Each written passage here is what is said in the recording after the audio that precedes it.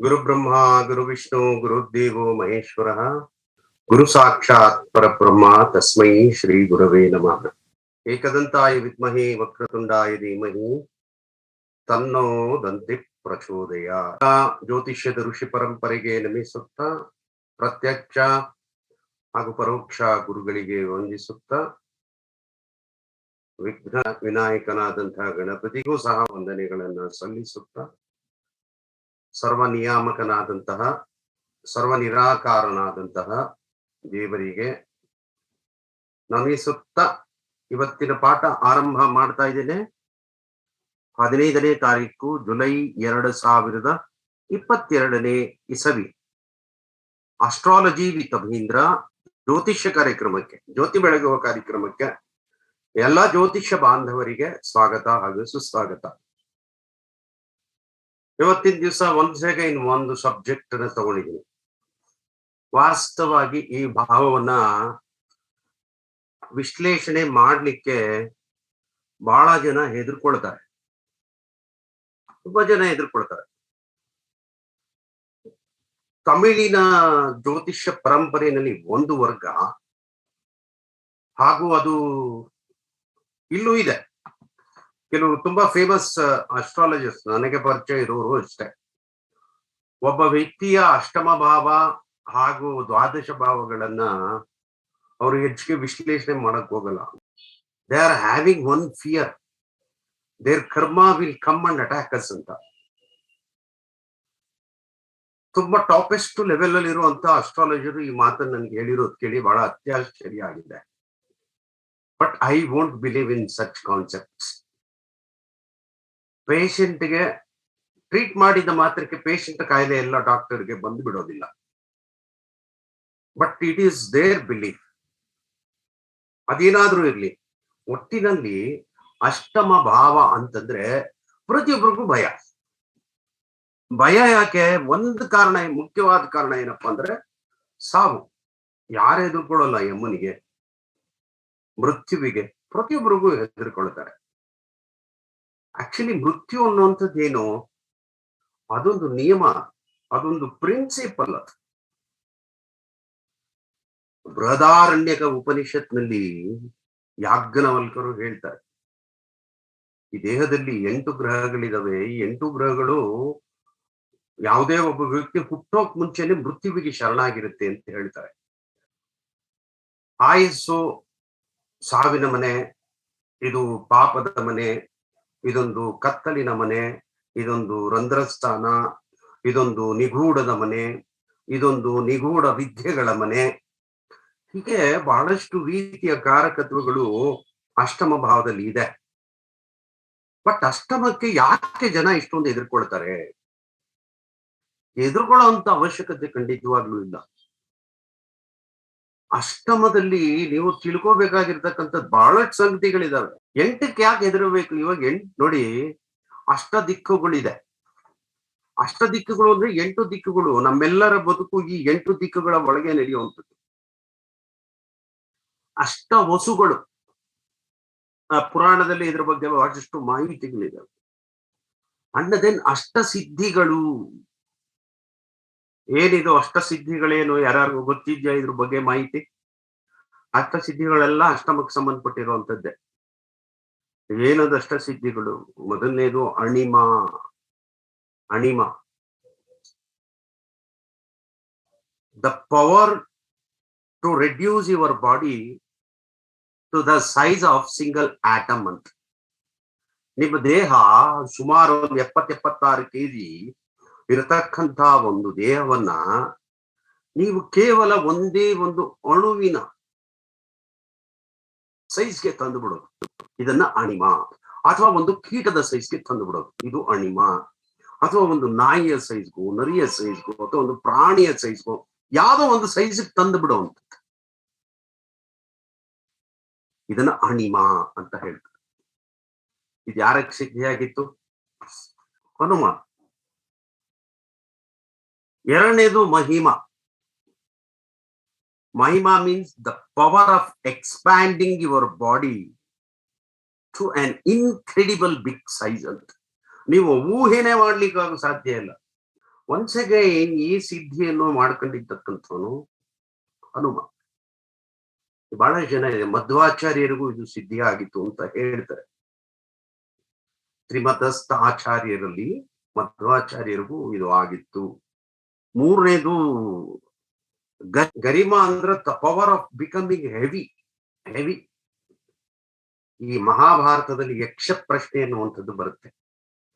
ಯಕ್ಷ ಪ್ರಶ್ನೆ ಎರಡು ಕಡೆಗೆ ಬರುತ್ತೆ. ಒಂದು, ಇವರೆಲ್ಲ ವನವಾಸಕ್ಕೆ ಹೋಗ್ಬೇಕಾಗಿದ್ದಾಗ ಇವರು ನೀರ್ ಕುಡಿಬೇಕಾಗಿರುತ್ತೆ. ನೀರಿನ ಸಂದರ್ಭದಲ್ಲಿ ಆ ಕೊಳದ ಹತ್ರಕ್ಕೆ ಹೋಗ್ತಾರೆ. ಅಲ್ಲಿ ಯಕ್ಷ ಕೇಳಿದಂತ ಪ್ರಶ್ನೆಯನ್ನ ಉತ್ತರಿಸಲಾಗದೆ 4 ಜನ ಸತ್ತೋದಾಗ ಕೊನೆಗೆ ಒಂದು ಧರ್ಮರಾಯ ಉತ್ತರಿಸಿ ಅವರೆಲ್ಲರ ಸಂದೇಹಗಳನ್ನ ನಿವಾರಣೆ ಮಾಡಿ ಮತ್ತು 4 ಜನ ಬದುಕಿ ಬರ್ತಾರೆ. ಇದಾದ್ಮೇಲೆ ಮತ್ತೊಂದು ಕಥೆ ಇದೆ. ಇವರೆಲ್ಲ ಒಬ್ರು ಋಷಿಗಳ ಆಶ್ರಮಕ್ಕೆ ಹೋದಾಗ ಅಲ್ಲಿ ಒಂದು ಬೆಟ್ಟ ಇರುತ್ತೆ, ಅಲ್ಲಿ ಯಾರು ಹೋಗ್ತಾ ಇರೋದಿಲ್ಲ. ಯಾಕಪ್ಪ ಹೋಗಂಗಿಲ್ಲ ಅಂತಂದ್ರೆ ಅಲ್ಲಿ ಭಯಂಕರವಾದ ಕ್ರೂರ ಪ್ರಾಣಿಗಳಿದಾವೆ. ಅಲ್ಲಿ ಹೋದವ್ರು ಯಾರು ಇಲ್ಲಿವರೆಗೂ ವಾಪಸ್ ತಿರುಗ ಬಂದಿಲ್ಲಪ್ಪ.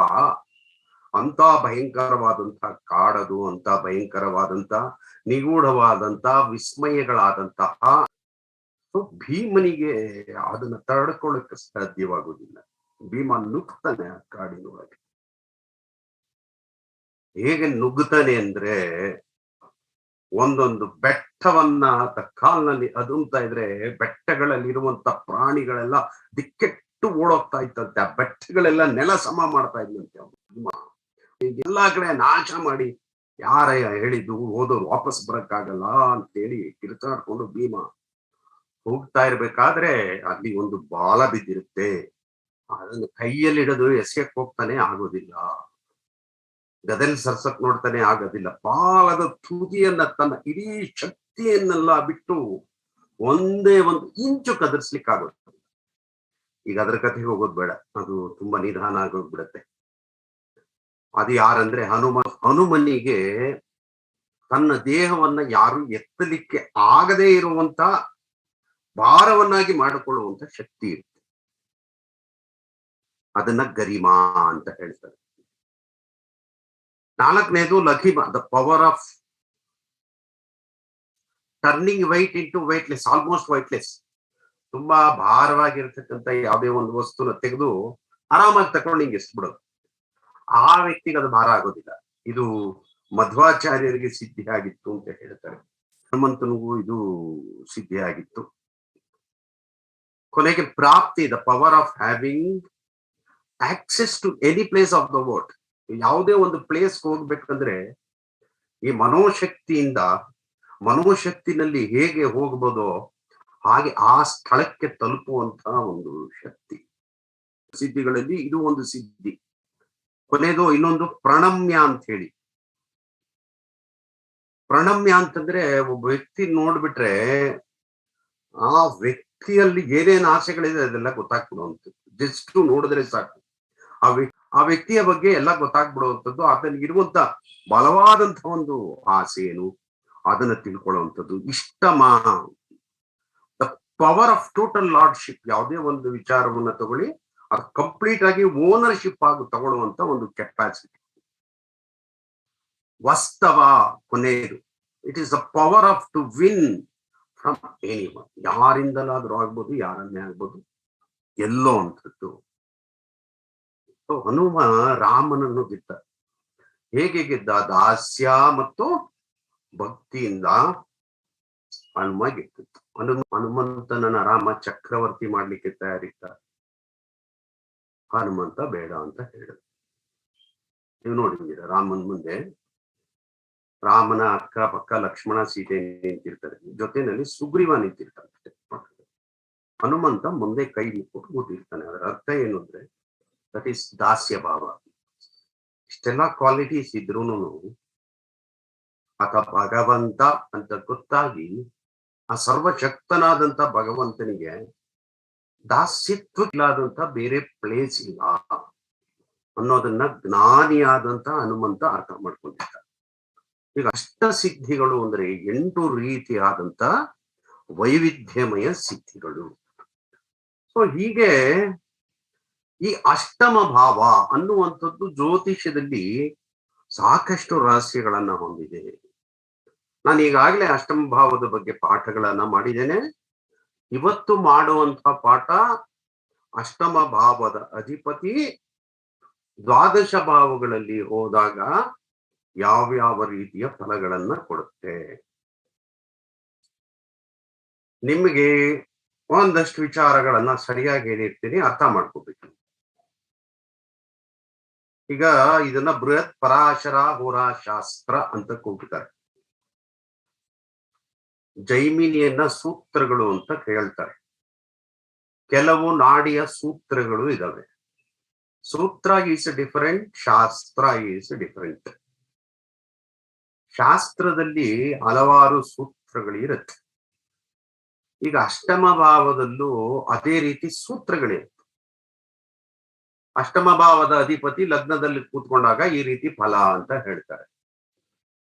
ನಿಮ್ಗದು ಹೊಂದಾಣಿಕೆ ಆಗಬಹುದು, ಆಗದೇ ಇರಬಹುದು. ಕಾರಣ ಏನಂದ್ರೆ ಅದೊಂದು ಸೂತ್ರನಪ್ಪ ಅಷ್ಟೇ, ಅದು ಪ್ರಿಡಕ್ಷನ್ ಅಲ್ಲ. ಪ್ರಿಡಕ್ಷನ್ ಯಾವಾಗ ಅಂದ್ರೆ ಅಷ್ಟಮ ಭಾವದ ಅಧಿಪತಿ ರವಿ ಆಗಿದ್ರೆ ಲಗ್ನದಲ್ಲಿದ್ರೆ ಏನ್ ಫಲ, ಅಷ್ಟಮ ಭಾವದ ಅಧಿಪತಿ ಚಂದ್ರ ಆಗಿದ್ದು ಲಗ್ನಕ್ಕೆ ಬಂದ್ರೆ ಏನ್ ಫಲ, ಅಷ್ಟಮ ಭಾವದ ಅಧಿಪತಿ ಕುಜ ಆಗಿದ್ದು ಲಗ್ನಕ್ಕೆ ಬಂದ್ರೆ ಏನ್ ಫಲ. That is called prediction. ಆ ರವಿಯ ಮೇಲೂ, ಆ ಚಂದ್ರನ ಮೇಲೂ, ಆ ಕುಜನ ಜೊತೆಯಲ್ಲೂ ಬೇರೆ ಯಾವ್ದಾದ್ರು ಗ್ರಹ ಇದ್ರೆ ಏನ್ ಫಲ, ಅದು ಪ್ರಿಡಕ್ಷನ್. ಆ ರವಿಗೂ, ಆ ಕುಜನಿಗೂ, ಆ ಯಾವುದೇ ಗ್ರಹಕ್ಕೂ ಪಂಚಮ ಭಾವದಲ್ಲಿ, ನವಮ ಭಾವದಲ್ಲಿ ಬೇರೆ ಯಾವ್ದಾದ್ರು ಗ್ರಹಗಳು ಕೂತ್ಕೊಂಡ್ರೆ ಏನು ಫಲ, that is called prediction. That is an ultimate prediction. ಇದು ಪ್ರಿಡಕ್ಷನ್ ಅನ್ನ ಕೊಡುವಂತಹ ಕೆಲವು ಏನು ಹೆಡಿಂಗ್ ಅಂತ ಹೇಳು, ಅದನ್ನ ನಿರ್ಣಯ ಮಾಡ್ಬೇಕಾಗಿರ್ತಕ್ಕಂಥವ್ರು ನೀವು. ಆ ನಿರ್ಣಯದ ಭಾಗಕ್ಕೆ ನಾವಿನ್ನೂ ಬರ್ತಾ ಇಲ್ಲ, ನಾವು ಇನ್ನೂ ಸೂತ್ರಗಳಲ್ಲಿದ್ದೀವಿ. ಸೂತ್ರಗಳು ಕೆಲವರಿಗೆ ಮ್ಯಾಚ್ ಆಗ್ಬೋದು, ಕೆಲವರಿಗೆ ಮ್ಯಾಚ್ ಆಗದೆ ಇರ್ಬೋದು. ಯಾಕಂದ್ರೆ ನಾನು ಹೋಗ್ತಾ ಇರುವಂತದ್ದು ಸ್ಟೆಪ್ ಬೈ ಸ್ಟೆಪ್ ಹೋಗ್ತಾ ಇದ್ದೆ. ಆಯ್ತಲ್ಲ. ಅಷ್ಟಮ ಭಾವದ ಬಗ್ಗೆ, ಸೂತ್ರಗಳ ಬಗ್ಗೆ ಬಹಳಷ್ಟು ಪಾಠ ಮಾಡಿದ್ದೆ. ಅಷ್ಟಮ ಭಾವದ ಬಗ್ಗೆ ಪರಾಶರರು ಏನ್ ಹೇಳ್ತಾರೆ, ಆಯುರಂ ಮೃತ್ಯಂ ಪರಂ ಚಾಹೀಯುದೇ ಚೈವಂ ಪಾರಾಧಿಕರ್ಮ ಪೂರ್ವಾಪರ ಜನರ್ವತ್ತಂ ಸರ್ವರಂಧ್ರಾತ್ ವಿಚಂತಯೇತ್. ಆಯುಷ್ಯ ಅಂತಾರೆ, ಮೃತ್ಯು ಅಂತಾರೆ, ಔಷಧದ ಭಾಗಿದಾರರು ಅಂತಾರೆ, ಗುದ ಎಕ್ಸ್ಕ್ರಿಟರಿ ಆರ್ಗನ್ ಅಂತಾರೆ, ಪೂರ್ವಾಪರ ಅಂತ ಹೇಳ್ತಾರೆ. ಇದಿಷ್ಟೇ. ಆದ್ರೆ ಇದಕ್ಕೆ ಬಹಳ ಅರ್ಥಗಳುಂಟು. ಈಗ ಮೊದಲನೇದು ಆಯುಷ್ಯ ಅಂದ್ರೆ ಏನಪ್ಪಾ? ಆಯುಷ್ಯ ಅಂದ್ರೆ ಎಂಡ್ ಆಫ್ ಲೈಫ್ ಅಂತ, ಲೈಫ್ ಸ್ಪ್ಯಾನ್ ಅಂತ ಹೇಳ್ತಾರೆ. ಲೈಫ್ ಸ್ಪ್ಯಾನ್ ಅಂದ್ರೆ ಹುಟ್ಟಿದಾಗಿನಿಂದ ಸಾಯುವವರೆಗೂ ನೀವು ಹಾದು ಹೋಗುವಂತ ಅವಧಿ, ಅದನ್ನ ಲೈಫ್ ಸ್ಪಾನ್ ಅಂತ ಹೇಳ್ತಾರೆ. ಇದೇ ಆಯುಷ್ಯಕ್ಕೆ ಆಯುರ್ವೇದ ಇನ್ನೊಂದು ಮೀನಿಂಗ್ ಅನ್ನ ಕೊಡುತ್ತೆ. ಏನ್ ಮೀನಿಂಗ್ ಅನ್ನು ಕೊಡುತ್ತೆ ಆಯುರ್ವೇದ ಅಂತಂದ್ರೆ, ಊರ್ಧ್ವಾಬಲಂ ಅಂತ ಹೇಳುತ್ತಂದ್ರೆ, ನಿಮ್ಮ ದೇಹದಲ್ಲಿ ಸಪ್ತ ಧಾತುಗಳಿಂದ ಒಂದು ಸ್ಟ್ರೆಂತ್ ಕ್ರಿಯೇಟ್ ಆಗುತ್ತೆ. ಆ ಸಪ್ತ ಧಾತುಗಳಿಂದ ಉಂಟಾಗುವಂತ ಸ್ಟ್ರೆಂತ್ ಎರಡೂ ಸೇರಿ ಅಷ್ಟ ಆಗುತ್ತೆ. ಸಪ್ತ ಧಾತುಗಳು, ಅದರಿಂದ ಬರುವಂತ ಶಕ್ತಿ, ಅದು ಅಷ್ಟ ಆಗುತ್ತೆ. ಅದನ್ನ ಅಷ್ಟಮ ಸ್ಥಾನ ಹೇಳುತ್ತೆ. ಯಾವ್ದದು ಸಪ್ತ ಧಾತುಗಳು? ಪ್ಲಾಸ್ಮಾ, ಬ್ಲಡ್, ಮಸಲ್, ಫ್ಯಾಟ್, ಬೋನ್, ಬೋನ್ ಮ್ಯಾರೋ. ಇದನ್ನ ರಸ, ರಕ್ತ, ಮಾಂಸ, ವೇದ, ಅಸ್ಥಿ, ಮಜ್ಜ, ಶುಕ್ರ. ಇದರ ಬಗ್ಗೆ ನಾನು ಹಿಂದೆ ಪಾಠ ಮಾಡ್ಬೇಕಾದ್ರೂ ಹೇಳಿದ್ದೀನಿ. ಸಪ್ತಧಾತುಗಳ ಬಗ್ಗೆ ವಿವರವಾದಂತಹ ಪಾಠವನ್ನ ನಾನು ಹಿಂದೆ ಮಾಡಿದ್ದೀನಿ. ಸಂಧ್ಯಾಜಿ ಅಕ್ಸೆಪ್ಟ್ ಮಾಡ್ಕೊಳ್ಳಿ, ಬಹಳ ಜನ ಬರ್ತಾ ಇದ್ದಾರೆ. ಸೊ ಈ ಸಪ್ತಧಾತುಗಳಿಂದ ಉಂಟಾಗುವಂತ ಶಕ್ತಿ, ಇದರ ವೇರಿಯೇಷನ್ ಏನಿದೆ, ಇದ್ರ ಸ್ಟ್ರೆಂತ್ ಏನಿದೆ, ಇದ್ರ ಸ್ಟ್ರೆಂತ್ ಹೊರಟೋಗ್ಬಿಟ್ರು ನಿನಗೆ ಆಯುಷ್ಯ ಬಲ ಇಲ್ಲ ಅನ್ನೋದನ್ನ ಆಯುರ್ವೇದ ಶಾಸ್ತ್ರ ಹೇಳುತ್ತೆ. ಅದಷ್ಟೇ ಅಲ್ಲ, ಹರ್ಬಾಲಜಿ, ಟ್ಯಾಕ್ಸಾಲಜಿ, ಅನಾಟಮಿ, ಸರ್ಜರಿ, ಇವುಗಳನ್ನು ಸಹ ಆಯುರ್ವೇದ ಶಾಸ್ತ್ರ ಅಷ್ಟಮ ಭಾವದ ಕಾರಕತ್ವಕ್ಕೆ ಹೇಳಿದೆ. ಇದು ಆಯುಷ್ಯ ಆಯ್ತು. ಆಯುಷ್ಯ ಅಂದ್ರೆ ಅವಧಿ, ಆಯುಷ್ಯಕ್ಕಿರ್ತಕ್ಕಂಥ ಅರ್ಥ. ಈಗ ಮೃತ್ಯು, ಎರಡನೇದು ಮೃತ್ಯು. ಮೃತ್ಯು ಅಂದ್ರೆ ಏನು? A mind born divine mother created to drink the blood ಅಂತ. ಅದನ್ನ ಸಂಹಾರ ದೇವತೆ ಅಥವಾ ನೀವು ಮೃತ್ಯು ದೇವತೆ. ಆಯುರ್ವೇದದಲ್ಲಿ ಇನ್ನೂ ಒಂದು ಹೇಳ್ತಾರೇನು, ಡೆತ್ ಆಫ್ ಲಿವಿಂಗ್ ಬೀಯಿಂಗ್ಸ್ ಅಂತ ಹೇಳ್ತಾರೆ. Dryness of mouth without body function ಅಂತ ಹೇಳ್ತಾರೆ. Dryness of mouth without body function, ಇದನ್ನು ಆಯುರ್ವೇದ ಶಾಸ್ತ್ರದಲ್ಲಿ ಹೇಳುವಂಥದ್ದು. ಈ ಜೈನಿಸಮ್ ಅಲ್ಲಿ war between Rama and Ravana ಅಂತ ಕೂಗ್ತಾರೆ. ಈ 8ನೇ ಮನೆಯ ಈ ಮೃತ್ಯು ಅನ್ನೋದಕ್ಕೆ ಅರ್ಥ. ಸ್ಯಾನ್ಸ್ಕ್ರಿಟ್ ಅಲ್ಲಿ ಧ್ರುವೋ ಮೃತ್ಯುಂ ಧ್ರುವಂ ಜನ್ಮ ಮೃತಸ್ಯ ಅಂದ್ರೆ ಎಂಡ್ ಆಫ್ ಲೈಫ್, ಯಮನಿಗೆ ಶರಣಾಗುವಂಥದ್ದು. ಯಾವ್ದು ಶರಣಾಗತ್ತೆ, ಯಾವ್ದು ಎಂಡ್ ಆಗುತ್ತೆ ಇಲ್ಲಿ? ಏನ್ ಎಂಡ್ ಆಗುತ್ತೆ? ಸ್ಯಾನ್ಸ್ಕ್ರಿಟ್ ಬಹಳ ಚೆನ್ನಾಗಿ ಅರ್ಥ ಕೊಡುತ್ತೆ. ಎಂಡ್ ಆಫ್ ಯುವರ್ ಮಾಯಾ ಅಂತ ಹೇಳುತ್ತೆ. ನೋಡಿ, ಮೃತ್ಯು ಅನ್ನೋದಕ್ಕೆ ಎಷ್ಟೆಷ್ಟು ವೈವಿಧ್ಯಮಯವಾದಂತ ಅರ್ಥಗಳಿದಾವೆ ಅಂತ. ಎಂಡ್ ಆಫ್ ಯುವರ್ ಮಾಯಾ. ಮಾಯಾ ಅಂದ್ರೆ ಏನು? ಇಲ್ಯೂಷನ್. ಹುಟ್ಟಿದಾಗ್ಲಿಂದ ಸಾಯೋವರೆಗೂ ನೀವು ಒಂದು ಇಲ್ಯೂಷನ್ ಅಲ್ಲೇ ಬದುಕಿರ್ತೀರಿ. ನಾವು ನೀವು ಎಲ್ಲಾರು, ನೀವು ಅಂದ್ರೆ ಬರೀ ನಿಮಗ್ ಮಾತ್ರ, ನನಗೆ ಅಂತ ತಿಳ್ಕೊಬೇಡಿ, ಇನ್ಕ್ಲೂಡಿಂಗ್ ಮೀ. ನಾನು ಹೇಳ್ತಾ ಇರ್ತಕ್ಕಂಥದ್ದು, ಬ್ರಹ್ಮ ಈ ಪ್ರಪಂಚವನ್ನ ಸೃಷ್ಟಿ ಮಾಡಲಿಕ್ಕೆ ಮುನ್ನ, ಪುರುಷ ತತ್ವ ಸ್ತ್ರೀ ತತ್ವವನ್ನ ಸೃಷ್ಟಿ ಮಾಡಲಿಕ್ಕೆ ಮುನ್ನ ಮೊದಲು ಪ್ರಾರಂಭ ಮಾಡುವಂಥದ್ದು ಮಾಯೆ. ಮಾಯೆ ಆದ್ಮೇಲೆ ಪುರುಷ ಸ್ತ್ರೀ, ಪುರುಷ ಸ್ತ್ರೀ ಆದ್ಮೇಲೆ ನೆಕ್ಸ್ಟ್ ಮನ, ಬುದ್ಧಿ, ಅಹಂಕಾರ, ಪಂಚತತ್ವ, ಬಂಧಭೂತ, ಸೂಕ್ಷ್ಮೇಂದ್ರಿಯಗಳು, ಜ್ಞಾನೇಂದ್ರಿಯಗಳು ವಗೈರ ವಗೈರ ಕಮ್ಸ್. ಮಾಯೆ ಎಂಡಾಗ್ಬಿಡುತ್ತಪ್ಪ ನಿನಗೆ ಅಂತ ಹೇಳಿ. ನಮ್ಗೆ ಮಾಯೆ ಯಾವುದು? ಈ ಬಾಡಿನೇ ಮಾಯೆ, ಈ ಶರೀರವೇ ಬಾಡಿ, ಈ ಶರೀರನೇ ಮಾಯೆ. ಹೇಗ್ ಮಾಯೆ? ಈ ಶರೀರ ಹೇಗ್ ಮಾಯೆ? ಶರೀರ ನಾವು ನೋಡ್ತೀವಲ್ಲ ಸರ್, ನಿಜ ಸರ್, ನೀವ್ ಯಾಕೆ ಇದನ್ನ ಮಾಯೆ ಅಂತೀರಿ ಅಂತ ಹೇಳಿ. ಈ ಉದಾಹರಣೆಗೆ ಒಂದು 20-24ನೇ ವಯಸ್ಸು ನಿಮಗಿದ್ರೆ, ಒಂದು ಬೆಟ್ಟ ಇತ್ತು, ಪಟ ಪಟ ಪಟ ಪಟ ಪಟ ಏರು ಬಿಡ್ತಿದ್ದೆ, ಪಟ ಪಟ ಪಟ ಪಟ ಇಳಿದ್ ಬಿಡ್ತಿದ್ದೆ. ಇವಾಗ ಆಗಲ್ಲ ನನ್ನ ಕೈಲಿ. ಶರೀರ ಅದೇ, ಶಕ್ತಿ ಇಲ್ಲ.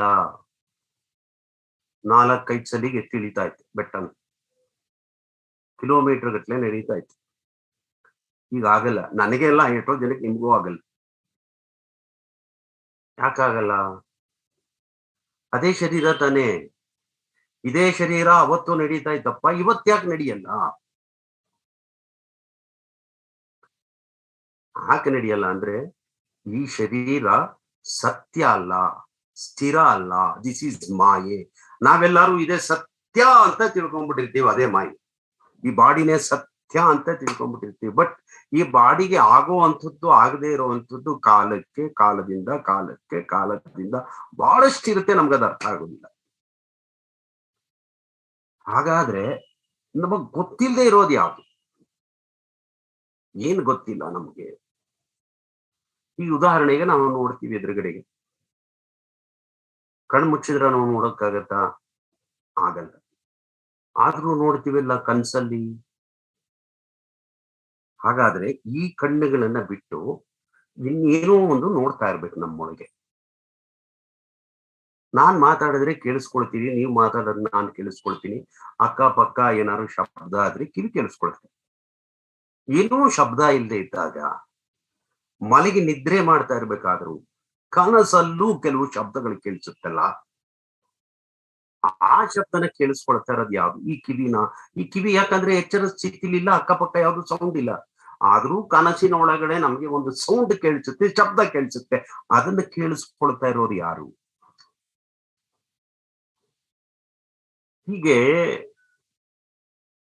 ಈ ಮನಸ್ಸು ಅನ್ನೋದು 5 ಶಕ್ತಿಗಳ ಮುಖಾಂತರ ಕೆಲಸ ಮಾಡೋದು ನಮ್ಮ ದೇಹದಲ್ಲಿ.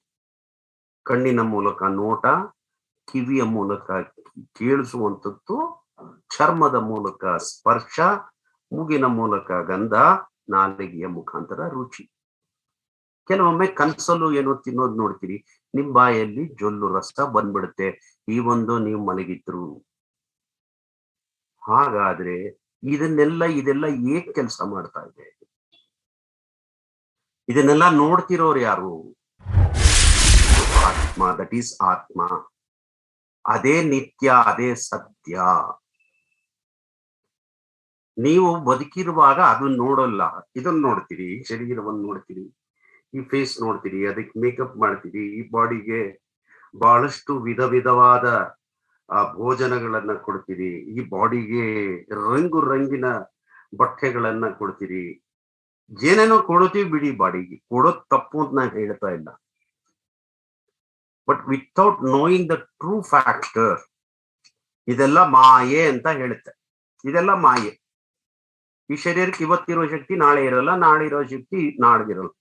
ಇವತ್ತೋ ನಾಳೆನೋ ಬಿದ್ದು ಹೋಗೋದಪ್ಪ ಇದು. 10 ವರ್ಷದಿಂದ ಇವತ್ತಿನ ದಿವಸ ಏನ್ ನಡೆದಿದೆ ಅಂತ ಯಾರ ಖಚಿತವಾಗಿ ನೆನಪಿದೆ ಹೇಳಿ ನೋಡೋಣ? ಯಾರಿಗೂ ನೆನಪಿಲ್ಲ. 10 ವರ್ಷದಿಂದ ನಿಮ್ ಲೈಫಲ್ಲೇ ನಡೆದಿರೋದು ನೆನಪಿರಲ್ಲ ನಿಮ್ಗೆ.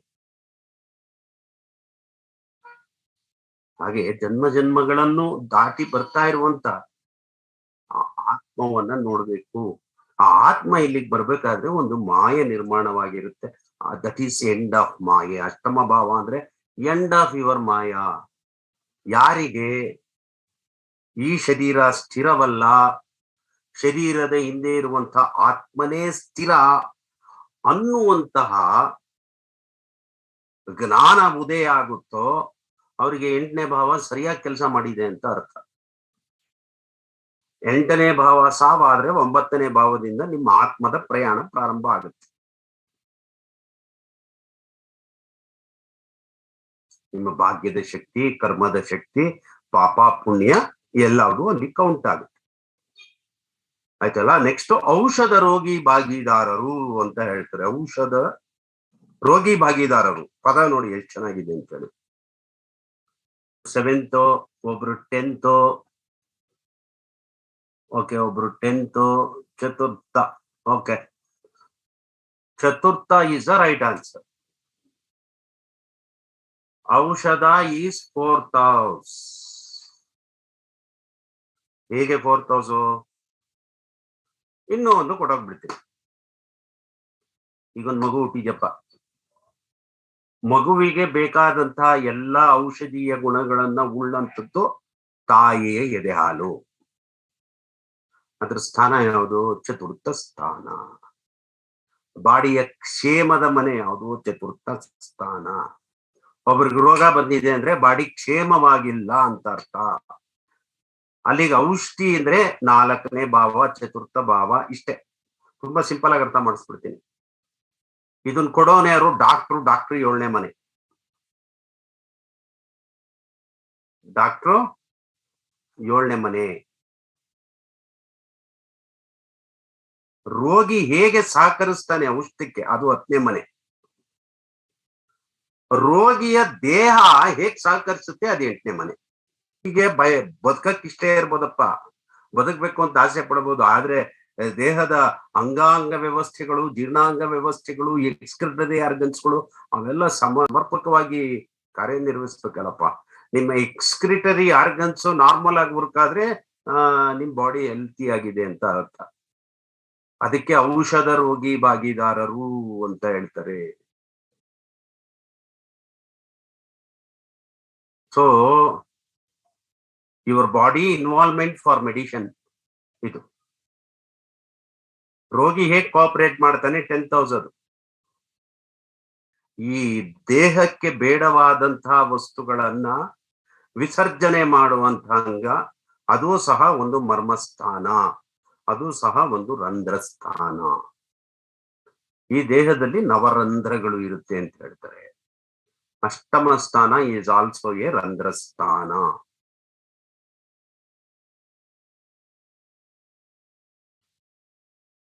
ಇದಾದ್ಮೇಲೆ ಪೂರ್ವಾಪರ ಅಂತ ಹೇಳ್ತಾರೆ. ಈ ಪೂರ್ವ ಅಂದ್ರೆ ಹಿಂದಿನದು, ಏನ್ಷಿಯಂಟ್ ಅಂತ. ಅಪರ ಅಂತಂದ್ರೆ ಈ ಸತ್ತ ಮೇಲೆ ಮಾಡುವಂತ ಕೆಲವು ರಿಚುಯಲ್ಸ್. ಈ ಪೂರ್ವ ಅನ್ನೋದಕ್ಕೆ ಪುರ ಪ್ಲಸ್ ವಾ ಅನ್ನುವಂಥದ್ದು ಒಂದು ಅರ್ಥ ಇದೆ. ಈ ಪುರ ಅನ್ನೋದಕ್ಕೆ ಈ ಶರೀರ ಅಂತ ಹೇಳ್ತಾರೆ. ಪುರ ಮೀನ್ಸ್ ನಿಮ್ಮ ಶರೀರ ಅಂತ ಹೇಳಿ. ಈ ಶರೀರದೊಳಗಡೆ ವಾ ಅಂದ್ರೆ ಇರ್ತಕ್ಕಂಥದ್ದು ಏನು? ಏನಿದೆ? ಆತ್ಮ, ಜೀವಾತ್ಮ. ಶರೀರದೊಳಗಡೆ ಅಂದ್ರೆ ಜೀವಾತ್ಮ uses your body to leave. ಎಂಟನೇ ಮನೆ ಏನ್ ತೋರಿಸುತ್ತೆ ಅಂದ್ರೆ ನಿಮ್ಮ journey of soul before the death ತೋರಿಸುತ್ತೆ. ಈ ಸ್ಪಿರಿಚುವಲ್ ಅಸ್ಟ್ರಾಲಜಿನಲ್ಲಿ ಈ ಕಾನ್ಸೆಪ್ಟ್ಸ್ ಬರುತ್ತೆ. The journey of your soul before your death. ಹೋದ ಜನ್ಮದ ಸೋಲ್ ಜರ್ನಿನೂ ಗೊತ್ತಾಗತ್ತೆ, ಅಷ್ಟಮದಲ್ಲಿ ಕಂಡುಹಿಡಿಬಹುದು. And after the death. ಅಷ್ಟಮ ಅಂದ್ರೆ ಹೋದ ಜನ್ಮದ ಜರ್ನಿ, ಈ ಜನ್ಮದಲ್ಲಿ ನಿಮ್ ಸೋಲ್ ಮಾಡಿರುವಂತ ಜರ್ನಿ, ನೀವು ಸತ್ ಮೇಲೆ ಮಾಡುವಂತ ಜರ್ನಿ. ಇದು ಸಹ ಅಷ್ಟಮದಿಂದ ಗೊತ್ತಾಗುತ್ತೆ. ಪೂರ್ವಾಪರ ಅಂತಂದ್ರೆ ಹಿಂದಿಂದು ಮುಂದಿಂದು ಯೋಚಿಸ್ಕೊಳಪ್ಪ ಅಂತ ಹೇಳಿ ಹೇಳ್ತಾರೆ. ನೀವು ಈ ಮಾಡಿರುವಂತದ್ದೆಲ್ಲ ಪೂರ್ವಾಪರ, ಹಿಂದೆ ಎಲ್ಲ ಏನೇನ್ ಮಾಡಿರ್ತೇನೋ ನೋಡಿ, ಅದೆಲ್ಲ ಎಲ್ಲಿ ಇರುತ್ತಂದ್ರೆ ಇಲ್ಲಿ ಇರುತ್ತೆ, ಇಲ್ಲಿ ಬಂದು ಸೇರ್ಕೊಳುತ್ತೆ. ಅದಕ್ಕೆ ಅಷ್ಟಮ is the house of sin ಅಂತಾರೆ. ಅಂದ್ರೆ ಪಾಪಗಳ ಗಂಟು, ಕರ್ಮಗಳ ಕಗ್ಗಂಟು. ದಟ್ ಈಸ್ ಅಷ್ಟಮ ಸ್ಥಾನ. ಸೊ ಅಸ್ಟ್ರಾಲಜಿನಲ್ಲಿ this is called house of longevity. So first house ಏನು ಅಂದ್ರೆ it is house of incarnation, ಪುನರ್ಜನ್ಮ. eighth house indicates disincarnation. ಈಗ ಅಷ್ಟಮ ಭಾವ ಅಂತಂದ್ರೆ ಸಾವು ಅನ್ನುವಂಥದ್ದು ಅರ್ಥ ಆಯ್ತು. ಈಗ ಸಾವು ಅಂದ್ರೆ ಬಾಡಿ ಬಿದ್ದೋಗೋದು ಒಂದೇ ಸಾವು ಅಂತ ನೀವು ತಿಳ್ಕೊಂಡಿದ್ದೀರಿ. ಅದು ತಪ್ಪು. ಈ ಅರಿಷ್ಟ ಅಧ್ಯಾಯಗಳಲ್ಲಿ ಪರಾಶರರು ಮೃತ್ಯು ಅಂತ ಹೇಳ್ತಾರೆ. ತಂದೆಗೆ ಮೃತ್ಯು, ತಾಯಿಗೆ ಮೃತ್ಯು ಅಂತ ಹೇಳ್ತಾರೆ. ಅವ್ರ ದೇಹಾನೇ ಬಿಟ್ಟು ಹೋಗ್ತಾರೆ ಅನ್ನೋದಕ್ಕೆ ಇನ್ನೊಂದು ವರ್ಡ್ ಯೂಸ್ ಮಾಡ್ತಾರೆ.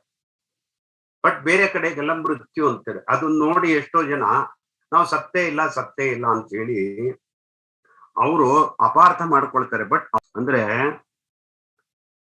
ಒಟ್ಟು 8 ರೀತಿಯ ಸಾವುಗಳಿರುತ್ತೆ ಮನುಷ್ಯನಿಗೆ.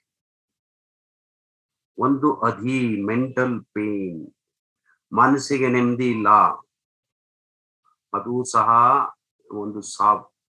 ಯು ಆರ್ ನಾಟ್ ಹ್ಯಾಪಿ, ತುಂಬಾ ದುಃಖ ತಪ್ತರಾಗಿದ್ದೀರಿ, ನೀವು ಬೇರೆ ಯಾರಿಗೋ ಇದಾಗ್ಬಿಟ್ಟಿದ್ದೀರಿ ಅಂತಂದ್ರೆ ಅಲ್ಲಿ ನಿಮ್ಗೆ ಮೆಂಟಲ್ ಪೇನ್.